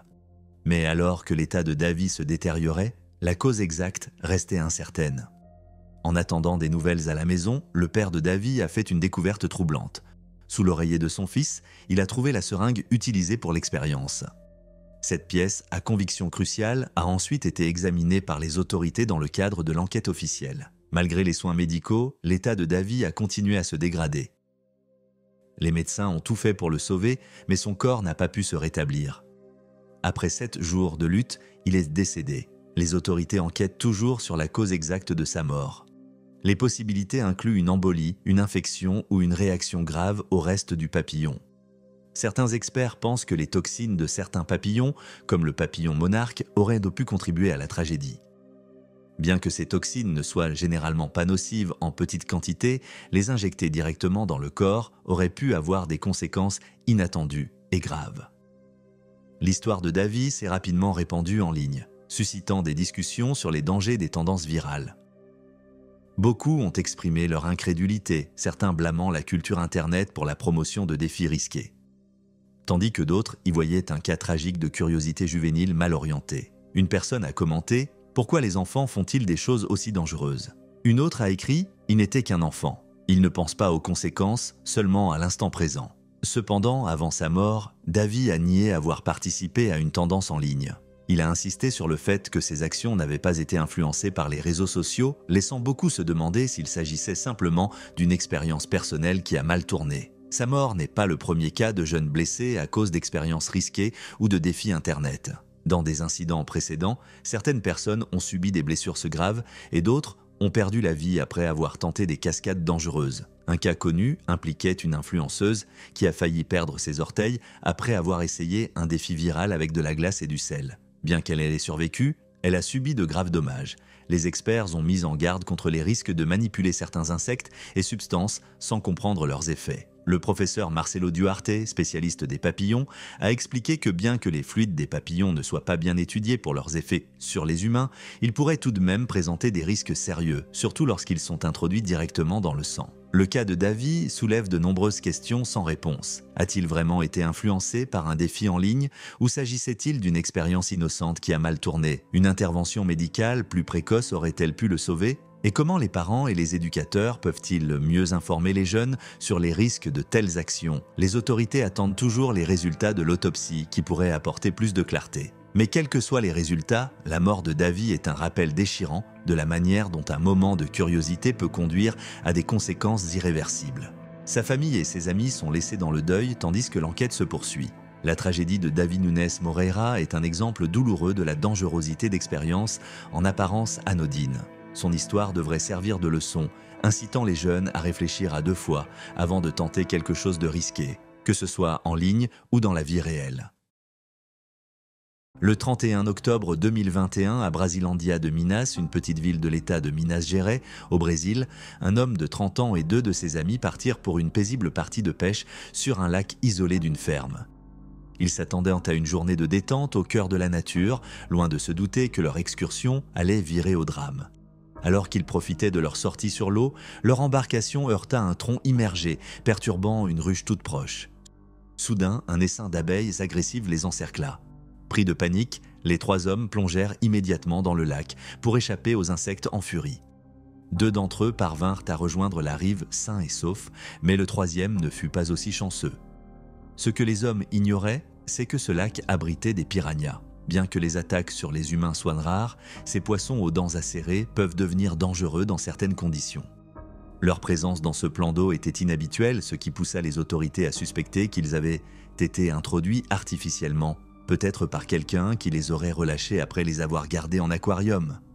Alors que ses compagnons atteignaient le rivage, leur ami luttait encore dans l'eau. Ses mouvements agités auraient pu attirer les piranhas qui l'attaquèrent rapidement. Son corps fut retrouvé plus tard à environ 4 mètres du bord. Lorsque les pompiers récupérèrent son cadavre, ils découvrirent d'importantes blessures, notamment au visage. Il était évident que les piranhas avaient causé de sérieux dommages. Les autorités ne purent établir avec certitude s'il s'était d'abord noyé ou si ses blessures l'avaient empêché de s'échapper. La position de son corps rappelait celle des victimes de noyades, suggérant qu'il aurait pu perdre connaissance avant d'être attaqué par les poissons. Cependant, l'ampleur des mutilations laissait planer le doute. L'un des secouristes décrivit l'état du corps comme méconnaissable, avec de multiples zones sévèrement touchées. Le service des pompiers confirma que le lac contenait bien des piranhas, ce qui accentuait l'horreur de cet accident. Après enquête, les autorités écartèrent toute piste criminelle. Son décès fut classé comme un accident malheureux résultant d'une série d'événements imprévisibles. L'attaque des abeilles, sa décision de plonger dans le lac et enfin la présence des piranhas. Aucun élément ne suggérait une intention malveillante et son corps fut remis à sa famille pour les funérailles. Ses deux amis survivants, profondément choqués, racontèrent les terrifiants instants qui avaient précédé la tragédie. L'un d'eux, allergique aux piqûres d'abeilles, avait tenté de l'aider, mais avait dû se mettre lui-même à l'abri. Tous deux furent transportés à l'hôpital pour des soins, bien que leurs blessures physiques soient sans commune mesure avec le sort de leurs compagnons. Le lac, autrefois un paisible lieu de pêche, était désormais associé à un drame effroyable. La découverte que les piranhas n'étaient pas natifs de la région rendait leur présence encore plus inquiétante. Les experts rappelèrent que, bien que les attaques humaines soient rares, elles pouvaient se produire si les poissons se sentaient menacés ou si une personne se débattait dans l'eau. Cet incident souleva de nombreuses questions. Comment les piranhas avaient-ils fini dans ce lac ? Présentaient-ils un danger durable ? Les enquêteurs soupçonnèrent qu'ils avaient été introduits accidentellement ou volontairement, mais aucune réponse claire ne fut trouvée. Si les abeilles ne les avaient pas attaqués, ou si le lac avait été exempt de piranhas, cet homme aurait peut-être survécu. Une simple partie de pêche s'était transformée en cauchemar à cause d'enchaînement d'événements imprévisibles. Son histoire est un rappel glaçant de la manière dont la nature, même dans les endroits les plus inattendus, peut devenir mortellement dangereuse en un instant. Le lac de Brasilandia de Minas ne sera probablement plus jamais perçu de la même manière. Le 25 mars 2017, Akbar Salubiro, un homme de 25 ans, quitte son domicile dans un village reculé de l'île de Sulawesi, en Indonésie. Il se rend dans une plantation de palmiers à huile voisine pour récolter des fruits, une tâche qu'il accomplit régulièrement. Sa famille s'attend à le voir rentrer le soir même, mais lorsqu'il ne revient pas, l'inquiétude s'installe. Le lendemain matin, toujours sans nouvelles, ses proches signalent sa disparition. Les villageois commencent alors à fouiller la zone où Akbar avait été vu pour la dernière fois. Certains se souviennent avoir entendu des bruits étranges durant la nuit, ce qui accentue leur malaise. Plus tard dans la journée, un python réticulé géant, mesurant environ 7 mètres, est aperçu près de la maison d'Akbar. Son ventre gonflé laisse penser qu'il a récemment avalé une proie de grande taille. Craignant le pire, les habitants décident de capturer le serpent. Avec une angoisse croissante, ils ouvrent le python. À l'intérieur, ils découvrent le corps intact d'Akbar, ses bottes encore visibles. Cette scène macabre choque profondément tout le village. Il s'agissait là du premier cas entièrement documenté d'un python réticulé ayant avalé un humain adulte. Bien que ces serpents soient connus pour s'attaquer à de gros animaux, les incidents impliquant des humains sont extrêmement rares. La nouvelle de la tragédie d'Akbar se répand rapidement à travers le monde, suscitant des débats sur la cohabitation entre l'homme et la faune en milieu rural indonésien. Le python réticulé, originaire d'Asie du Sud-Est, est l'un des plus grands serpents au monde. Il peut atteindre jusqu'à 10 mètres de long et est capable d'avaler ses proies entières, sangliers, cerfs, singes, etc. Bien qu'il évite généralement les zones habitées, il peut parfois s'aventurer dans les villages ou les exploitations agricoles à la recherche de nourriture. S'il attaque rarement l'humain, il peut le faire s'il se sent menacé ou voit une opportunité. Les experts estiment qu'Akbar a été victime d'un schéma classique de prédation. Le serpent l'aurait vraisemblablement attaqué par surprise, l'enserrant avec ses puissantes boucles. En quelques minutes, Akbar aurait perdu connaissance. Une fois la proie immobile, le python commence alors le lent processus d'ingestion. Grâce à ses mâchoires extrêmement flexibles, il peut engloutir des objets bien plus gros que sa tête et la digestion peut durer plusieurs semaines. La découverte du corps d'Akbar à l'intérieur du serpent a bouleversé la communauté. Une vidéo montrant les villageois en train de récupérer les restes du jeune homme a rapidement circulé en ligne, attirant l'attention du monde entier. On y voit clairement la silhouette de son corps à travers la peau tendue du python. Une image glaçante qui a marqué les esprits. Pour la famille d'Akbar, la perte est dévastatrice. Son épouse, Mounou, absente au moment du drame, a appris la nouvelle par les médias. Le choc a été immense. Pour elle, comme pour tout le village, tous peinant à comprendre comment un tel drame a pu survenir. Les pythons réticulés vivent généralement dans les forêts et zones reculées d'Asie du Sud-Est, notamment en Indonésie, aux Philippines et en Malaisie. Bien qu'ils préfèrent éviter les humains, les rencontres deviennent plus fréquentes à mesure que les territoires sauvages se réduisent. Dans les zones rurales, en particulier près des plantations de palmiers à huile, la faune pénètre souvent sur les terres agricoles, ce qui augmente les risques de confrontation. Ces plantations attirent des animaux comme les sangliers et les singes, proies naturelles des pythons, ce qui explique pourquoi ces derniers s'approchent parfois des habitations humaines. Le cas d'Akbar a aussi soulevé des inquiétudes concernant le développement des terres et ses conséquences sur la faune. L'expansion de l'industrie de l'huile de palme en Indonésie entraîne une déforestation massive, poussant les animaux à se rapprocher des zones habitées. Ce phénomène multiplie les risques de rencontres inattendues avec de grands prédateurs comme les pythons. Bien que rares, d'autres incidents similaires ont été signalés. En 2013, un agent de sécurité a perdu la vie face à un python devant un hôtel en bord de mer à Bali. Mais l'histoire d'Akbar reste unique car c'est la première fois qu'un cas d'ingestion humaine par un python est documenté avec autant de précision. Ce drame a ravivé les discussions sur l'équilibre entre développement humain et protection de la nature. De nombreuses questions subsistent. L'attaque aurait-elle pu être évitée? Le serpent était-il déjà là avant l'arrivée d'Akbar? Aurait-il pu s'échapper s'il l'avait vu plus tôt? Ces drames, bien que peu fréquents, rappellent les dangers liés au travail dans des zones reculées où la nature suit ses propres règles.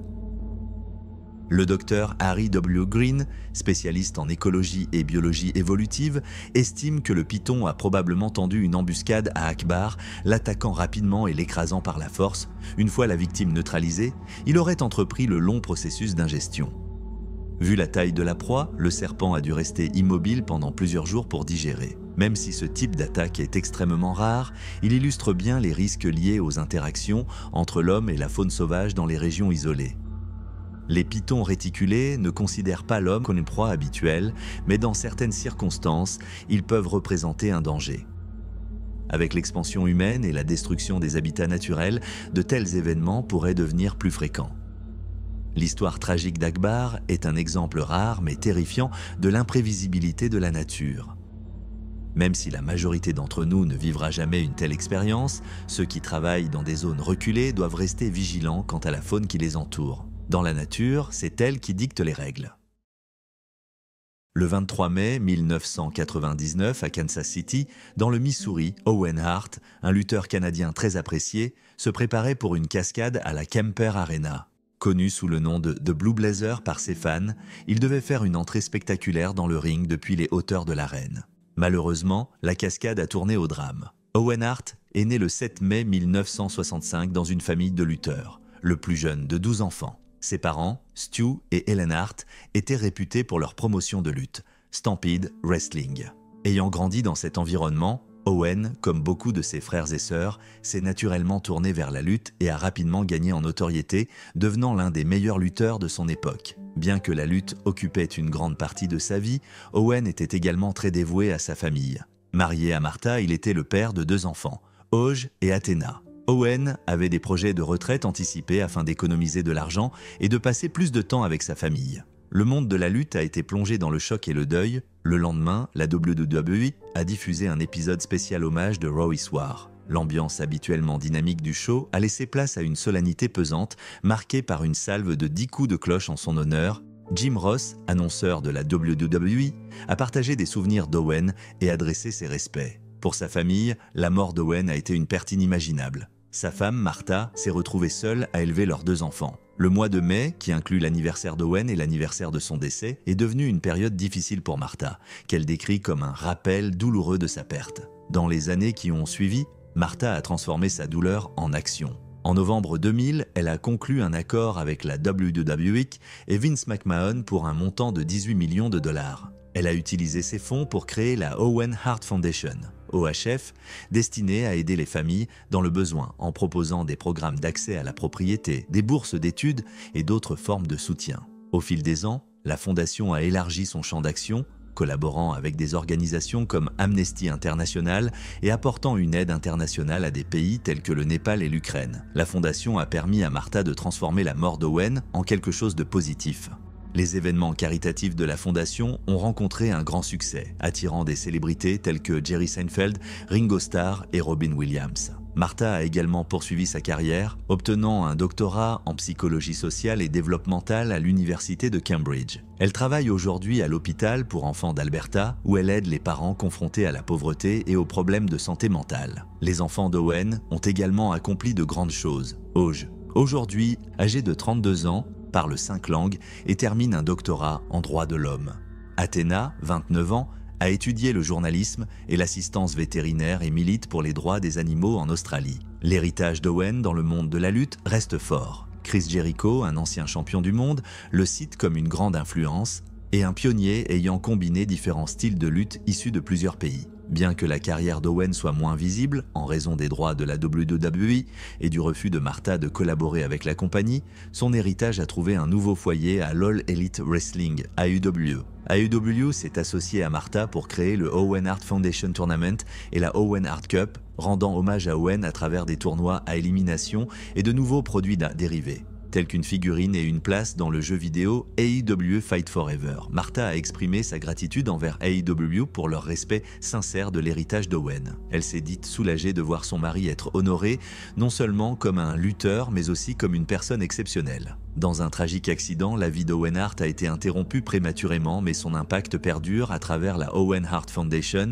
qui continue d'aider les autres et de s'assurer que son nom soit associé à des actions positives.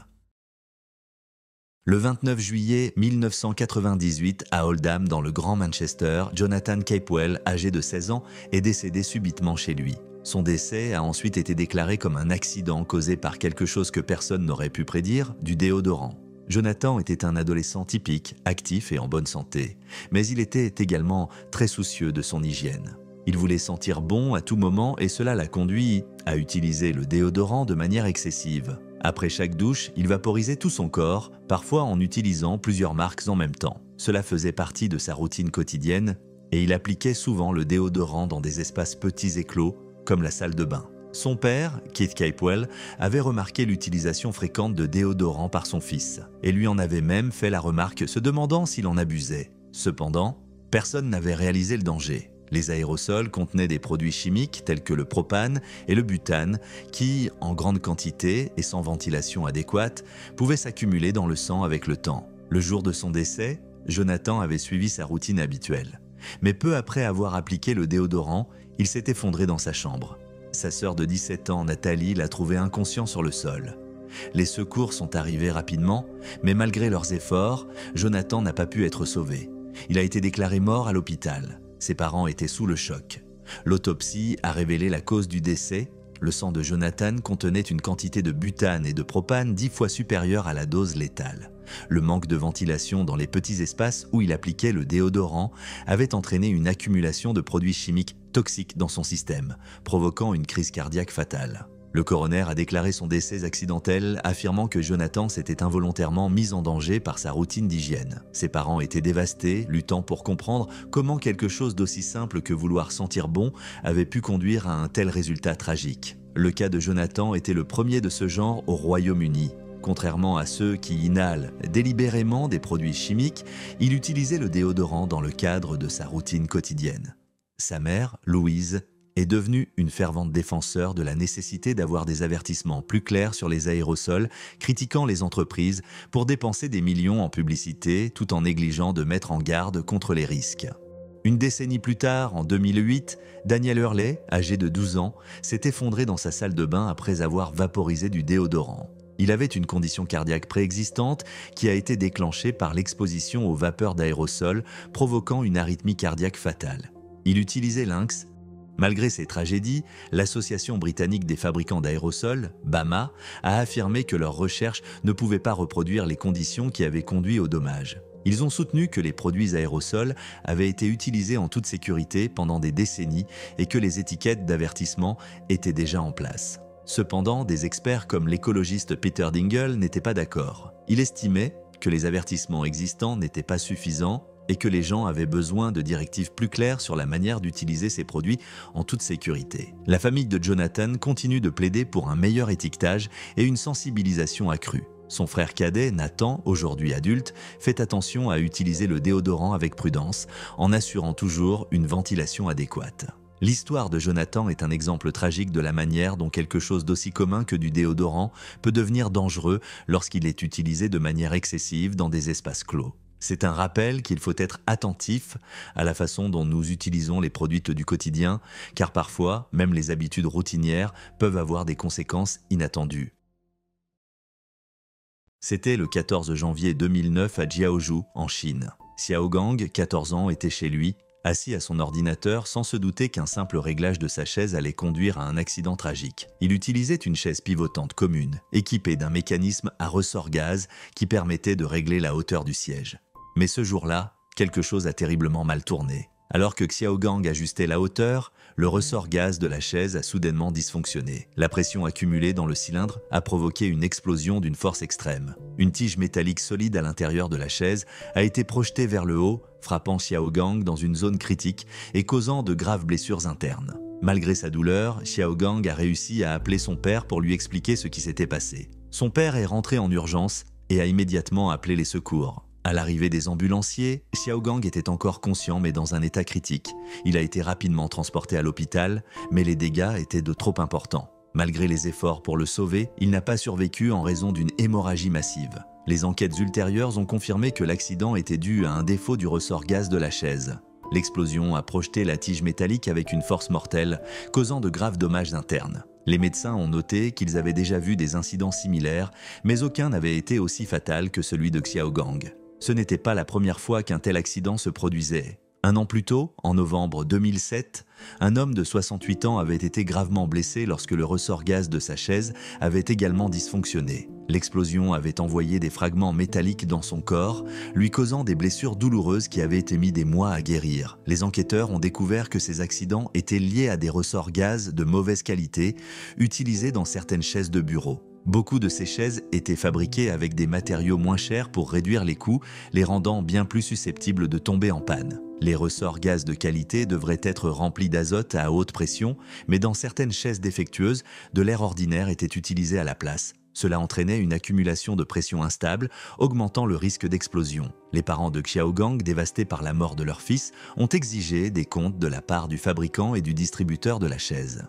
Ils croyaient que si la chaise avait été fabriquée selon des normes de sécurité plus strictes, leur fils serait encore en vie. Leur cas a suscité des discussions sur la sécurité des produits en Chine, en particulier dans l'industrie du mobilier de bureau. Les experts ont averti que bien que la plupart des chaises soient sûres, celles mal fabriquées présentaient des risques sérieux. Beaucoup de ces produits moins chers n'avaient pas de certification appropriée, les rendant dangereux pour les acheteurs insouciants. Suite à cette tragédie, les organisations de sécurité des consommateurs ont appelé à des régulations plus strictes dans la fabrication des chaises de bureau. Elles ont exhorté les consommateurs à être prudents lors de l'achat de chaises, en particulier auprès de marques moins connues qui pourraient ne pas suivre les directives de sécurité appropriées. La mort de Xiaogang a laissé beaucoup de gens se demander comment un accident aussi rare et tragique pouvait se produire. S'agissait-il simplement d'un événement isolé ou était-ce le résultat de fabricants qui négligeaient la sécurité ? L'accident aurait-il pu être évité si la chaise avait été correctement testée ? Les produits du quotidien, même quelque chose d'aussi banal qu'une chaise de bureau, peuvent devenir dangereux s'ils ne sont pas fabriqués avec soin. L'histoire de Xiaogang sert de rappel à toujours privilégier la sécurité lors de l'achat de produits que nous utilisons tous les jours. C'était le 21 décembre 2017 à Moscou, en Russie. Sergueï, un homme de 44 ans, a été retrouvé sans vie dans son appartement dans des circonstances étranges. Sa mère a fait la macabre découverte. Il gisait face contre terre dans une mare de sang, encore équipé d'un casque de réalité virtuelle. Sergueï travaillait dans une installation classée secrète à Moscou, où il développait des logiciels pour véhicules autonomes. Discret, il évoquait rarement son travail. Ce jour-là pourtant, il ne travaillait pas. Il utilisait son casque VR, plongé dans un monde numérique qui allait lui être fatal. La réalité virtuelle, de plus en plus populaire, sert autant au divertissement qu'au travail. Sergueï en était un adepte probablement pour se détendre, mais ce qui devait être une échappatoire a tourné au drame. Les enquêteurs ont établi que Sergueï s'était déplacé dans son appartement avec le casque sur la tête. Or, la VR masque l'environnement réel. Il n'a sans doute pas vu la table en verre sur son passage. Il a trébuché, chuté violemment sur la table, brisant la vitre. Les éclairs tranchants lui ont infligé des blessures immortelles. La police a confirmé que la cause du décès était une perte de sang excessive. Bien que l'accident semble évident, des questions persistent. Aurait-on pu l'éviter ? L'enquête a révélé que le jeu VR auquel jouait Sergueï n'était peut-être pas correctement calibré pour les dimensions de son appartement. Cela a pu fausser sa perception des distances, aggravant les risques. Son cas a mis en lumière un défaut majeur de la VR. Si elle immerge l'utilisateur dans un monde fictif, elle l'isole aussi du réel, multipliant les dangers. À son arrivée, la mère de Sergueï a été anéantie. Son fils, homme réservé et solitaire, n'était plus. L'image de son corps inerte, le casque encore vissé sur la tête, la hantera longtemps. Cet accident fut l'un des premiers morts liés à la VR et recensé à Moscou. Alors que cette technologie gagne en popularité, peut anticiper ses risques. Beaucoup d'utilisateurs rapportaient des blessures légères, heurter un mur ou trébucher sur des meubles. Mais le cas de Sergueï était différent. Un simple jeu avait viré au drame. La VR est conçue pour transporter l'utilisateur ailleurs. Mais cette immersion peut abolir toute conscience de l'environnement physique. La tragédie de Sergueï en est l'illustration glaçante. Dans les semaines suivant sa mort, les interrogations sur la sécurité de la VR ont grandi. D'autres témoignages ont émergé. Une moscovite, Svetlana, a décrit d'inquiétantes distorsions visuelles après une session de VR. Elle voyait par intermittence des éléments virtuels dans le monde réel, comme si les deux univers se superposaient. Elle se sentait piégée entre deux mondes. Le cas de Svetlana, bien qu'isolé, n'était pas unique. D'autres utilisateurs se plaignaient de vertiges, nausées ou confusion après une utilisation prolongée. Certains éprouvaient des difficultés à se concentrer pendant des heures. Ces symptômes, surnommés cybermalaise, surviennent quand le cerveau peine à concilier les mouvements virtuels avec l'immobilité réelle. Les professionnels de santé ont commencé à prendre ces effets au sérieux. Le docteur Elisaveta Jeskova de l'hôpital psychiatrique numéro 14 de Moscou a suggéré que Svetlana présentait peut-être une sensibilité à la VR ou des troubles sous-jacents. Inquiète, cette dernière a prévu de consulter. Si ces effets étaient troublants, il n'expliquait pas l'accident de Sergueï. Sa mort résultait avant tout d'un danger physique lié à l'immersion VR. Mais son cas a relancé le débat sur l'innocuité à long terme de cette technologie. Alors que la VR se démocratise, son usage intensif pourrait-il altérer la santé mentale ou physique? D'autres drames comme celui de Sergueï sont-ils à craindre? L'incapacité à percevoir son environnement pendant l'utilisation reste un risque majeur, surtout pour les utilisateurs les plus absorbés. Perçue jusque-là comme un loisir inoffensif, la VR est désormais regardée avec méfiance. Développeurs et chercheurs cherchent à réduire ces risques. Certaines entreprises améliorent les systèmes de détection pour éviter les collisions. Mais l'accident de Sergueï prouve que ces mesures sont insuffisantes. Les enquêteurs se demandent aussi si son cas est isolé ou annonce un phénomène plus large. Les accidents liés à la VR vont-ils se multiplier avec l'évolution technologique? De meilleures précautions auraient-elles pu sauver Sergueï? Son histoire sert désormais d'avertissement. Un rappel tragique. Les technologies immersives exigent une vigilance accrue. Combien de victimes faudra-t-il encore avant que les choses ne changent? Le soir du 25 avril 2021 à San Diego, en Californie, Taylor Calhoun, une organisatrice d'événements de 29 ans, venait de terminer un dîner en rendez-vous. Elle avait rencontré quelqu'un de nouveau et ils avaient dîné au Basic Bar and Pizza dans le quartier East Village, près du parking Padres Parkade. Portant des restes, elle et son rendez-vous, Alex marchèrent dans la rue discutant et riant. Tout semblait normal. Vers 19h23, alors qu'ils traversaient la rue à l'intersection de la 10e avenue et de la rue J, une tragédie inimaginable s'est produite. Au-dessus d'eux, au 9e étage du parking Padres Parkade, Christian Anders, un jeune homme d'une vingtaine d'années, se tenait au bord. Il luttait contre de graves problèmes de santé mentale et avait contacté sa mère plus tôt dans la journée, exprimant sa détresse. Submergé, il a pris une décision déchirante. Anders est tombé du parking, atterrissant directement sur Taylor. Elle n'a eu aucune chance de réagir, l'impact a été instantané, laissant les témoins sous le choc. Alex, à quelques centimètres, est resté indemne mais n'a rien pu faire alors que Taylor s'effondrait à côté de lui. Les secours sont arrivés rapidement, mais Taylor avait déjà perdu la vie. Anders a été transporté à l'hôpital où il a été déclaré mort plus tard. Tous deux avaient subi des blessures fatales dues à la chute. L'accident tragique a dévasté ceux qui connaissaient Taylor. Elle était à quelques jours de célébrer son 30e anniversaire, une étape qu'elle attendait avec impatience. Elle avait prévu un week-end à Temecula pour une dégustation de vin avec des amis, avec son père, Ken Kal, au volant. Taylor était aimée et respectée dans son domaine. Elle avait travaillé chez McFarlane Promotions pendant près de 10 ans, commençant comme stagiaire avant de devenir gestionnaire d'événements.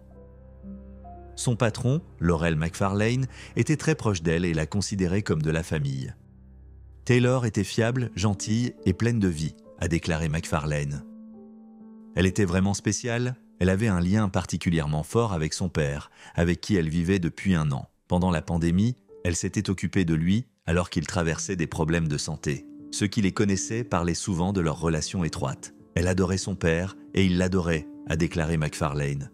Elle était son monde. Sa mort soudaine a laissé un grand vide dans la vie de ceux qui l'entouraient. Amis, collègues et connaissances ont partagé des souvenirs de sa gentillesse et de son dévouement. Beaucoup ont pris les réseaux sociaux pour exprimer leur chagrin et honorer sa mémoire. Un mémorial a été installé près du lieu de l'accident, avec des fleurs, des bougies et des messages en son honneur. Ses 2 chiens de sauvetage, Roux et Stella, qu'elle avait adoptés avec amour à Tijuana, ont été pris en charge par son père. Taylor avait toujours eu un faible pour les animaux, les emmenant souvent au travail et veillant à ce qu'ils reçoivent les meilleurs soins. Quant à Christian Anders, ses luttes étaient passées inaperçues pour beaucoup.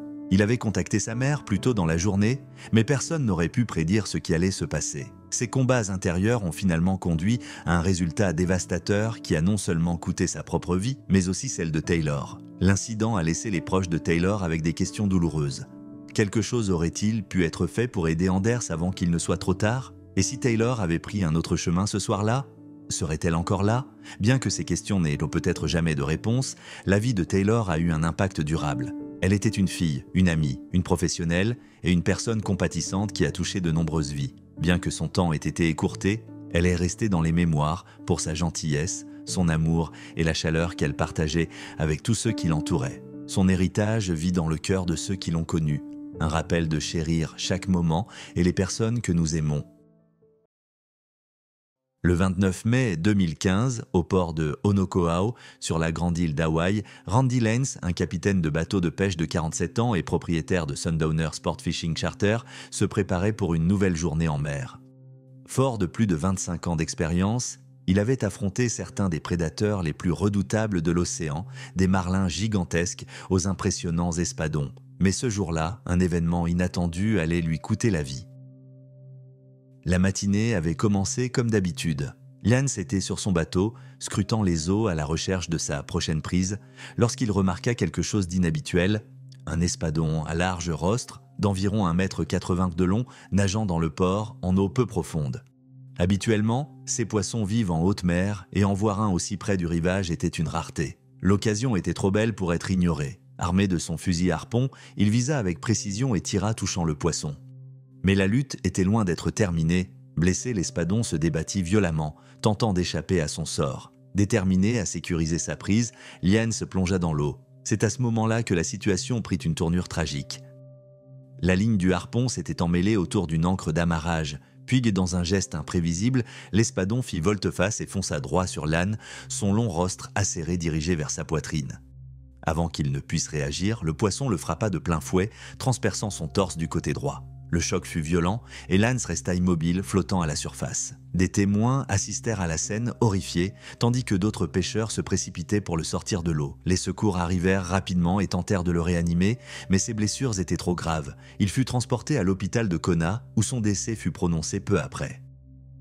Les espadons sont réputés pour leur vitesse et leur puissance, ce qui les rend particulièrement dangereux lorsqu'ils se sentent menacés. Leur rostre allongé et tranchant peut causer de graves blessures et ils ont déjà été observés attaquant des bateaux et des plongeurs dans de rares cas. Celui qui avait mortellement touché Lance mesurait environ 3 pieds, 90 cm, de long et pesait une vingtaine de kilos.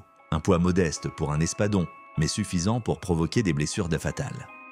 Si cette attaque n'était pas intentionnelle, elle illustrait l'imprévisibilité et les dangers de la faune marine. Les pêcheurs connaissent les risques de leur métier, mais même les plus expérimentés ne sont jamais à l'abri d'une situation critique. Randy Lanes était une figure respectée de la communauté des pêcheurs d'Hawaï. Sa famille le décrivait comme un homme robuste, au cœur généreux. Il aimait aider les autres, même lorsqu'il ne possédait pas grand-chose. Son cousin, Bomboy Lance, se souvenait de lui comme d'un homme qui invitait spontanément des inconnus à partager un barbecue et qui tendait toujours la main à ceux qui en avaient besoin. Après sa disparition, amis et proches se rassemblèrent au port pour lui rendre hommage. Ils apportèrent des colliers de fleurs traditionnelles et nagèrent jusqu'à l'endroit où il avait perdu la vie. Profondément marquée par cette tragédie, la communauté des pêcheurs se réunit pour honorer la mémoire d'un mentor, d'un ami et d'une véritable légende locale. À travers Sundowner Sport Fishing Charter, Lanes avait initié des centaines de personnes aux joies de la pêche en haute mer. Il partageait sa passion pour l'océan en offrant à ses clients des expériences inoubliables. Son absence laissa un vide immense, mais son souvenir perdurait à travers les récits de ceux qui l'avaient connu. Les circonstances de sa mort soulevèrent de nombreuses questions. L'espadon avait-il réagi par pur instinct ou s'agissait-il d'une lutte chaotique ? Si ce poisson n'avait pas été dans le port ce jour-là, ou si Lanes avait attendu quelques instants de plus avant de plonger, le dénouement aurait-il été différent ? Autant d'interrogations qui resteraient sans réponse. Une chose est certaine, Randy Lanes était un homme profondément lié à l'océan, un milieu qu'il aimait et respectait. Sa disparition fut un accident tragique, un rappel des dangers inhérents au métier en contact avec la nature. Bien qu'il ne soit plus là, son héritage demeure à travers les vies qu'il a touchées et la communauté qui se souvient de lui. Nous étions le samedi 8 février 2025 à Cawdor, un quartier paisible du sud-ouest de Sydney. Rosanna Hachem, une mère de famille de 43 ans et maman de 4 enfants, fêtait son anniversaire à venir entourée de ses proches. L'après-midi s'annonçait joyeux, rempli de rires, jusqu'à ce qu'un drame inattendu vienne tout bouleverser. Rosanna, surnommée affectueusement Rose par ses proches, était assise dans son jardin avec sa meilleure amie, Amanda Hancock. Leurs familles respectives profitaient également de ce moment convivial. Les deux amis prirent une rapide photo pour Snapchat. Pendant ce temps, leurs maris, Hassan Hachem et Yassar Hancock, déplaçaient le barbecue sous un abri alors qu'une légère pluie commençait à tomber. Personne ne pouvait imaginer ce qui allait arriver. Soudain, un puissant éclair frappa un arbre situé à quelques mètres seulement. La décharge fut si intense que l'arbre explosa littéralement, projetant des éclats de bois tranchants dans toutes les directions. Rosanna fut frappée de plein fouet et grièvement blessée. Elle s'effondra sur le champ et malgré les efforts désespérés pour la sauver, elle ne survécut pas. Amanda, assise juste à côté d'elle, fut également blessée. Le téléphone qu'elle tenait dans ses mains explosa sous l'effet de l'électricité, lui causant de graves brûlures et plusieurs fractures. Elle perdit par la suite un doigt à cause de ses blessures. L'orage avait été aussi soudain que dévastateur. Les voisins, installés dans le quartier depuis des années, n'avaient jamais été témoins d'un tel événement. Rob Campisi, témoin de la scène, se souvint de ce moment terrifiant. La pluie venait à peine de commencer quand un bruit assourdissant retentit.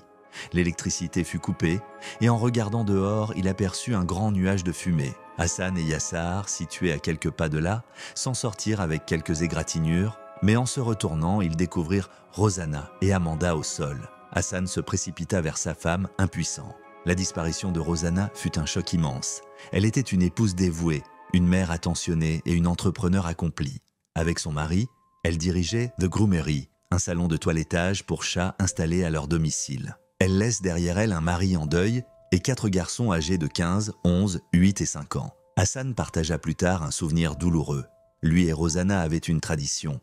Ils se disputaient affectueusement le droit de dire « je t'aime plus un », le premier, chaque soir à minuit. Quelques jours après sa mort, il se retrouva figé devant leur ardoise, où il notait les scores, un souvenir poignant de leur complicité. Amanda, bien que grièvement blessée, fut transportée à l'hôpital où son état fut stabilisé. Elle confia plus tard avoir du mal à accepter la tragédie, se demandant pourquoi cela était arrivé à Rosanna et non à elle. Elles étaient assises côte à côte, et pourtant, le destin en avait décidé autrement. Elle se rappelait clairement du moment de l'impact. Une lumière aveuglante, un bruit fracassant. L'éclair semblait se diviser en plusieurs branches et la violence de la décharge fit éclater l'arbre, projetant des débris dans toutes les directions. La disparition de Rosanna bouleversa non seulement sa famille, mais aussi toute la communauté. Même les secouristes furent choqués par la scène. Les enfants présents au barbecue resteraient probablement marqués à jamais par ce drame. Amis et proches partagèrent leur chagrin, décrivant Rosanna comme une mère attentionnée et une épouse aimante. Son amie Gemma Powell parla d'elle comme d'une femme admirable, mère de 4 enfants, épouse dévouée et chef d'entreprise.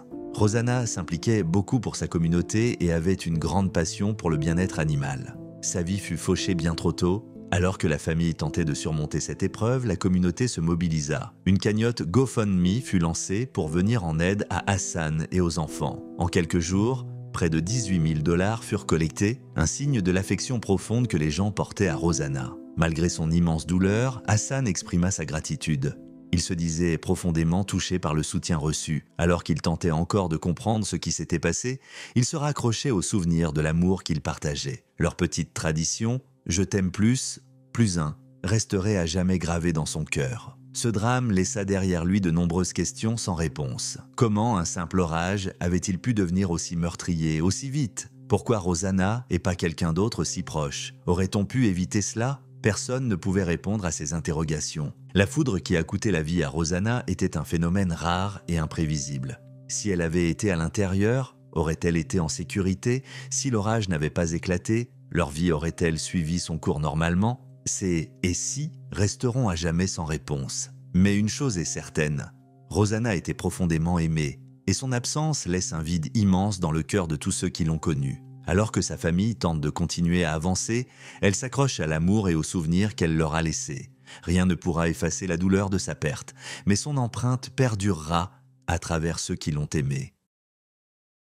Le 6 juin 2016, Virginia Beach était animée par des familles venues profiter du soleil et de la brise marine. Parmi elles se trouvait Lottie Michelle Belk, âgée de 55 ans, venue célébrer son anniversaire et son anniversaire de mariage entourée de ses proches. La journée avait parfaitement commencé, sable chaud, vagues tonitruantes, rire dans l'air, mais en un instant, tout a basculé. Originaire de Chester, en Virginie, Lottie était une épouse, une mère et une membre engagée de sa communauté. Ancienne militaire de l'armée américaine, elle avait servi de 1980 à 1983 avant de poursuivre dans la réserve. Par la suite, elle s'était investie dans les services de santé mentale et avait récemment obtenu un master en administration des affaires, MBA. Passionnée par l'aide aux autres, elle participait activement à la vie de la First Baptist Church Centralia, notamment dans les ministères d'accueil et auprès des enfants. Elle dirigeait également Simply Pink Boutique Plus More, un commerce qu'elle gérait tout en restant pleinement dévouée à sa famille. Ce jour-là, Lottie et ses proches s'étaient installés près de l'océan Front, un lieu très fréquenté par les habitants comme les touristes. Le vent soufflait fort, avec des rafales atteignant 30 à 40 km/h. Les parasols de plage, souvent loués aux visiteurs, étaient ancrés dans le sable, mais la force du vent les rendait instables. Aux alentours de 17h07, un appel d'urgence signala une femme grièvement blessée sur la plage de la 33e rue. Des témoins racontèrent avec effroi le moment où un grand parasol, arraché par une rafale, s'éleva brutalement dans les airs et tourbillonna à vive allure. Hugues Martin, employé de la promenade, compara la scène à un passage du magicien d'Oz, tant l'objet semblait emporté comme par magie à travers la plage. Lottie était en train de parler avec des enfants quand l'énorme parasol la frappait de plein fouet. L'impact fut terrible. Des témoins, des maîtres nageurs et des passants se précipitèrent pour l'aider du mieux qu'ils pouvaient. Mais malgré tous leurs efforts, ses blessures étaient trop graves. Les secours arrivèrent rapidement et tentèrent de la stabiliser avant de l'emmener à l'hôpital. Malheureusement, le traumatisme causé par l'impact était trop important et Lottie fut déclarée décédée peu après son arrivée. Les autorités conclurent que le vent violent avait transformé le parasol en projectile mortel. La police de Virginia Beach ouvrit une enquête, faisant intervenir dans un premier temps la brigade criminelle. Mais après examen des faits, l'incident fut qualifié d'accident tragique, sans aucun acte criminel. Le parasol avait bien été fixé, mais les rafales étaient simplement trop puissantes. Sunrise Beach Services, la société responsable de la location des équipements de plage, déclara avoir respecté ses procédures d'installation, mais lança une révision interne suite à ce drame. La famille et les amis de Lottie eurent du mal à croire à sa disparition soudaine. Elle adorait la plage et personne n'aurait imaginé qu'une journée si joyeuse puisse se terminer de façon aussi tragique. Ce drame souleva des questions sur la sécurité sur les plages, notamment sur la nécessité de retirer ou de renforcer les parasols en cas de vent fort. Perry Boucher, propriétaire de Sunrise Beach Services, reconnut l'accident et assura au public qu'un réexamen des règles en vigueur était en cours. Ce jour-là, les vents avaient atteint des vitesses dangereuses et personne ne s'attendait à un tel dénouement.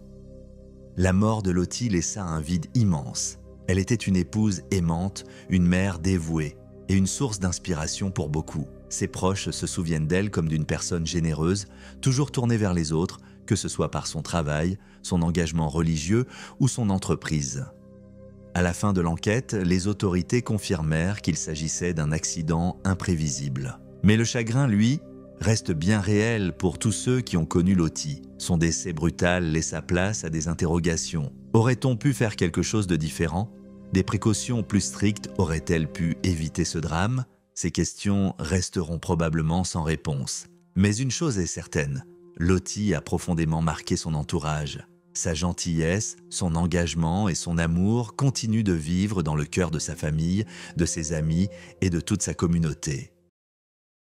Le 5 mai 2021, vers 2h30 du matin, Stephen Michael Hendrickson, 35 ans, conduisait sa Tesla Model 3 blanche sur l'autoroute 210 à Fontana, en Californie. Sa voiture a percuté un semi-remorque renversé qui bloquait 2 voies. Le camion s'était retourné plus tôt et était resté immobilisé sur la chaussée lorsque la Tesla de Hendrickson est arrivée. Les autorités ont confirmé par la suite que le système autopilote de Tesla était activé au moment de l'accident. Hendrickson était un passionné de Tesla qui partageait fréquemment des publications sur sa voiture sur les réseaux sociaux. Dans l'une de ses vidéos, on le voyait au volant, les mains détachées, laissant la voiture conduire seule. Alors que sa Tesla approchait du lieu de l'accident, elle ne s'est pas arrêtée à temps, tuant Hendrickson sur le coup. Un autre homme qui s'était arrêté pour porter secours au chauffeur du camion a également été grièvement blessé. Hendrickson n'était pas seulement propriétaire d'une Tesla, il était un membre actif du Southern California Tesla Club. Il partageait souvent des photos et vidéos de sa voiture et était bien connu dans la communauté Tesla. Il laisse dans le deuil une épouse et 2 enfants.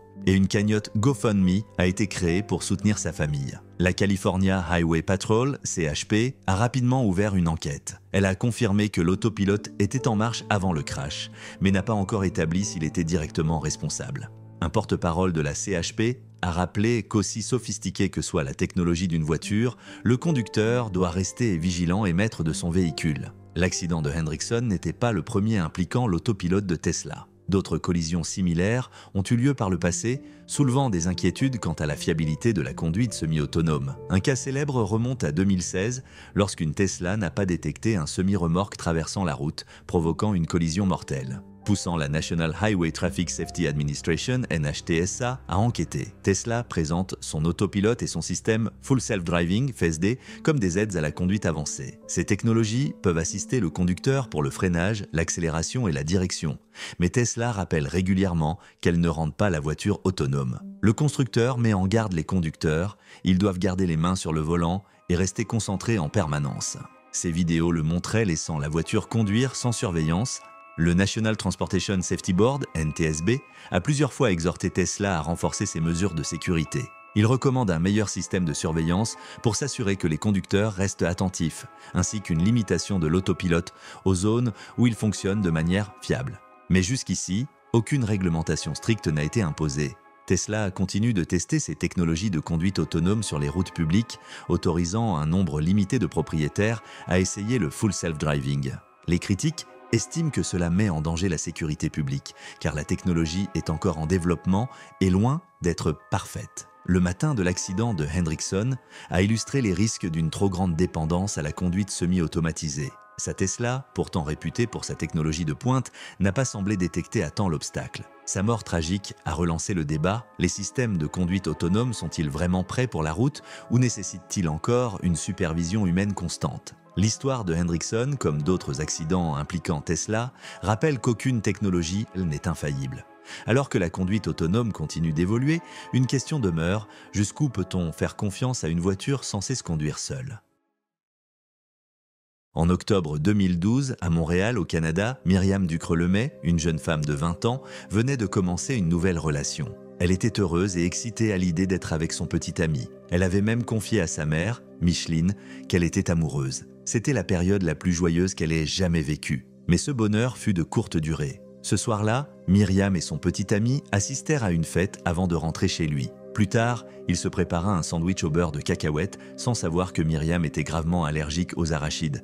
Elle ne lui en avait jamais parlé. Après avoir mangé, il se brossa les dents, puis ils échangèrent un baiser avant de dormir. Ce simple geste eut des conséquences dramatiques. Presque immédiatement, Myriam se sentit mal. Elle eut du mal à respirer et paniqua en réalisant ce qui se passait. Elle demanda à son petit ami s'il avait mangé des cacahuètes et, lorsqu'il répondit oui, elle comprit qu'elle était en train de faire une réaction allergique. Elle lui ordonna alors d'appeler le 911. Malheureusement, Myriam n'avait pas son auto-injecteur d'épinéphrine, son EpiPen, avec elle cette nuit-là. Elle tenta d'utiliser son inhalateur pour l'asthme, mais cela ne suffit pas. Sa gorge enfla, rendant la respiration de plus en plus difficile, et son corps entra en état de choc. Les ambulanciers arrivèrent en moins de 8 minutes et la transportèrent d'urgence à l'hôpital. Mais à ce moment-là, le manque d'oxygène avait déjà causé des dommages cérébraux irréversibles.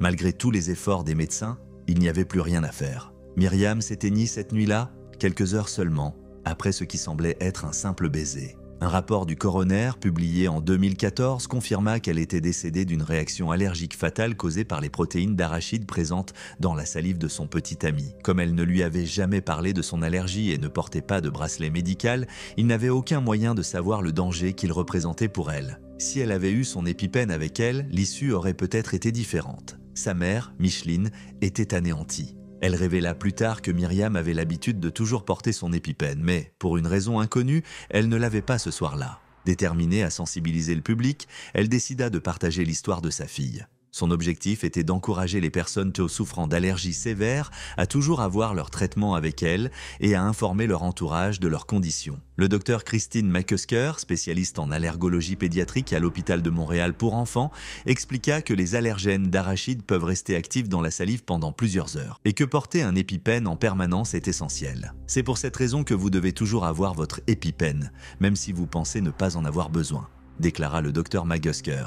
L'essentiel est d'informer votre entourage de vos allergies et de leur expliquer quoi faire en cas d'urgence. Tristement, Myriam n'était pas la seule à avoir vécu un tel drame. En 2005, un incident similaire s'était produit lorsqu'une adolescente de 15 ans, Christina Desforges, originaire du Québec, était décédée après avoir embrassé un garçon qui avait consommé des arachides. Toutefois, dans son cas, la cause officielle du décès fut plus tard attribuée à une crise d'asthme sévère, bien que des traces d'allergènes aient été retrouvées dans son organisme. Ces événements tragiques poussèrent des chercheurs à étudier plus en détail la durée pendant laquelle les protéines d'arachide restent actives dans la salive. Le décès de Myriam mit en lumière le danger bien réel des allergies alimentaires sévères. Même une infime quantité d'un allergène peut provoquer une réaction potentiellement mortelle en quelques minutes. Les symptômes peuvent très vite évoluer d'un simple inconfort à une détresse respiratoire complète. Sans une intervention médicale immédiate, la survie devient incertaine. Aujourd'hui, sa mère continue de raconter son histoire dans l'espoir d'éviter d'autres drames. Elle insiste sur l'importance d'être toujours préparée et d'oser parler de son allergie. L'histoire de Myriam laisse une question troublante. Les choses auraient-elles pu se passer autrement si elle avait averti son petit ami de son allergie? Si elle avait eu son épipène ce soir-là? Nul ne peut l'affirmer avec certitude. Mais une chose est sûre, être informé et préparé peut sauver des vies. Le 2 juillet 2005, à Beswick, un quartier du Grand Manchester, en Angleterre, la maison de la famille Wilson était un endroit chaleureux et aimant où Brandon Clawson, un garçon de 4 ans, vivait avec sa mère, Angela, et ses 2 sœurs aînées, Melissa et Paige. Ce samedi après-midi était calme et paisible. Angela était dehors, occupée à assembler un nouveau banc de jardin pendant que ses filles jouaient dans la rue. Tout semblait normal jusqu'à ce que ça ne le soit plus. Brandon était un enfant aventureux et curieux. D'ordinaire, il demandait à sa mère de lui préparer à manger lorsqu'il avait faim. Mais ce jour-là, il a décidé de préparer un sandwich par lui-même pour la première fois. La cuisine étant brièvement ouverte, il s'est aventuré à essayer quelque chose de nouveau. Il est monté sur le comptoir et a attrapé un petit couteau d'office du bloc de couteaux de la cuisine. Les ingrédients étaient déjà disposés, des tranches de pain, une boîte de margarine et un paquet de viande cuite. Tout indiquait qu'il avait soigneusement préparé son goûter comme il avait vu sa mère le faire à de nombreuses reprises. Mais ensuite, tout a pris une tournure dramatique. En tentant d'attraper un objet sur le comptoir, Brandon a perdu l'équilibre. En tombant, le couteau qu'il tenait dans sa main lui a perforé la poitrine, provoquant une grave blessure. Il s'est effondré au sol et a crié à l'aide. Angela a entendu son cri et s'est précipitée à l'intérieur. Ce qu'elle a vu était dévastateur. Brandon était allongé par terre, du sang se répandant sur sa poitrine. Ses yeux roulaient en arrière et sa peau devenait pâle. En panique, Angela l'a pris dans ses bras et est sortie dans la rue en appelant à l'aide. Les voisins se sont rapidement rassemblés en entendant ses appels. Une voiture de police passant par là s'est arrêtée et les officiers ont tenté de lui venir en aide. Ils ont pratiqué la respiration artificielle en attendant les ambulanciers. Lorsque les secours médicaux sont arrivés, ils ont transporté Brandon d'urgence à l'hôpital Manchester Royal Infirmary où les chirurgiens ont essayé de le sauver. Mais sa blessure était trop grave. Malgré leurs efforts, Brandon n'a pas survécu. Après coup, le choc et le chagrin ont envahi l'atmosphère. Angela était dévastée, peinant à accepter qu'un acte aussi simple, préparer un sandwich, ait mené à une issue aussi tragique. Une enquête a été ouverte pour comprendre exactement ce qui s'était passé. Le couteau avait chuté près d'une boîte de margarine et tous les ingrédients étaient restés sur le comptoir, confirmant que Brandon préparait un sandwich lorsque l'accident s'est produit. Des experts en médecine légale ont analysé chaque détail et écarté toute possibilité de jeu déloyal. Les preuves indiquaient un accident tragique. Brandon avait chuté en tenant le couteau, causant une blessure mortelle. Aucun signe de négligence ou de faute n'a été relevé. Un détail a attiré l'attention, une porte d'armoire manquante que Brandon aurait pu utiliser pour grimper sur le comptoir. Cela aurait pu contribuer à sa chute. Lors de l'enquête, Angela a parlé en larmes de son fils. Elle a expliqué que c'était la première fois qu'il essayait de se préparer à manger tout seul. Elle n'aurait jamais imaginé qu'un moment aussi simple d'indépendance conduirait à une tragédie. Elle l'a décrit comme un enfant aimant et joueur qui trouvait toujours des moyens de faire sourire les gens. Le soir, il venait se glisser dans son lit, lui disant combien il l'aimait. Angela n'était pas seule dans son deuil. Ses 2 filles et sa mère, Angela White, lui apportaient leur soutien. Plus tôt ce jour-là, la famille était allée faire des courses et avait acheté à Brandon un nouveau pistolet à eau. Il était ravi de jouer avec, sans se douter que la journée prendrait une tournure si tragique. Après une enquête approfondie, la police a officiellement déclaré le décès de Brandon comme accidentel. Le coroner, Leonard Gorodkin, l'a confirmé, affirmant que personne n'était en faute. Une autopsie a soutenu ses conclusions, montrant que la blessure était cohérente avec une chute accidentelle. La communauté de Beswick a pleuré la perte de Brandon. Les voisins se sont rassemblés devant la maison de la famille, laissant des fleurs, des jouets et des notes manuscrites. Une carte exprimait des sentiments de souvenir, décrivant Brandon comme un petit garçon doux et aimant, et souhaitant que les anges prennent soin de lui.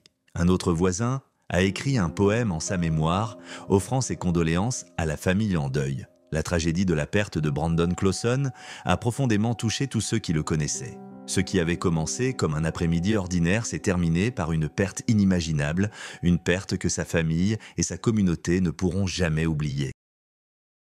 Le 1er septembre 2019, à Las Berlanas, à Villa, en Espagne, Johanna Sainz Garcia, danseuse, chanteuse et chorégraphe de 30 ans, se produisait lors d'un festival local avec le Super Hollywood Orchestra. Connue pour son énergie et son dévouement à la danse, Johanna était un membre clé de son groupe. Le festival, qui se tenait à environ 130 km de Madrid, était un événement important. Près de 1000 personnes s'étaient rassemblées pour assister au spectacle de clôture. Johanna et sa troupe de 15 membres exécutaient une chorégraphie dynamique, agrémentée d'effets pyrotechniques. Ces dispositifs produisant des étincelles avaient pour but d'ajouter une touche spectaculaire au show, une signature de la troupe.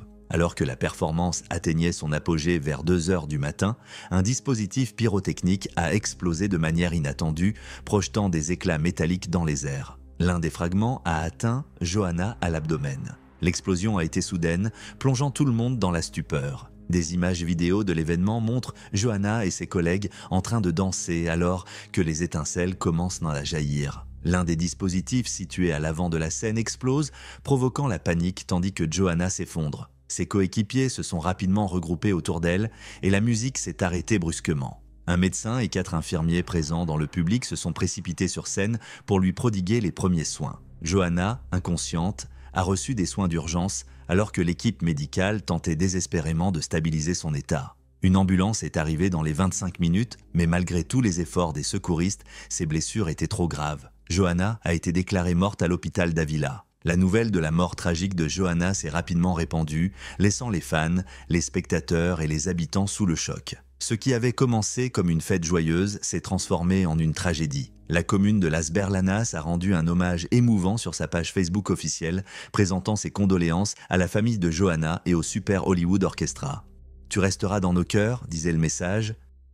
Née en 1989 à Santander, dans la région de Cantabrie, Johanna avait montré une passion pour la danse dès son plus jeune âge. Son talent et son travail acharné ne sont pas passés inaperçus. En 2010, elle a commencé une formation professionnelle en danse. Selon son professeur, Johanna était toujours pleine d'énergie et de détermination. Elle est rapidement devenue la danseuse principale et chorégraphe du Super Hollywood Orchestra, une troupe combinant musiciens, chanteurs et danseurs pour offrir des performances dynamiques. L'orchestre utilisait des effets pyrotechniques dans ses spectacles depuis des années sans rencontrer de problème. Le promoteur du groupe, Isidoro Lopez, a précisé qu'ils avaient utilisé le même type de pyrotechnie pendant 5 ou 6 ans sans incident. Cette fois, cependant, quelque chose a mal tourné. Une enquête a révélé que le dispositif pyrotechnique aurait pu être mal rempli avec un matériau incorrect, provoquant l'explosion du boîtier métallique au lieu de produire un effet d'étincelle sécurisé. Les autorités locales et le conseil provincial d'Avila ont exprimé leurs condoléances et demandé une enquête approfondie pour éviter que de telles tragédies ne se reproduisent. Les hommages à Johanna ont continué d'affluer. Le promoteur du Super Hollywood Orchestra, Pronez 1SL, a publié un message sur Facebook exprimant son chagrin. « Nous adressons nos plus sincères condoléances à la famille et aux amis de Johanna. Johanna était une artiste et une personne exceptionnelle et son absence sera profondément ressentie. Nous ne t'oublierons jamais, Johanna. R.I.P. » La mort prématurée de Johanna a laissé un vide immense pour sa famille, ses amis et ses collègues. Ce qui devait être un festival vibrant et joyeux s'est terminé dans une profonde tristesse. La ville de Las Berlanas, le Super Hollywood Orchestra et tous ceux qui connaissaient Johanna pleurent la perte d'une artiste talentueuse partie bien trop tôt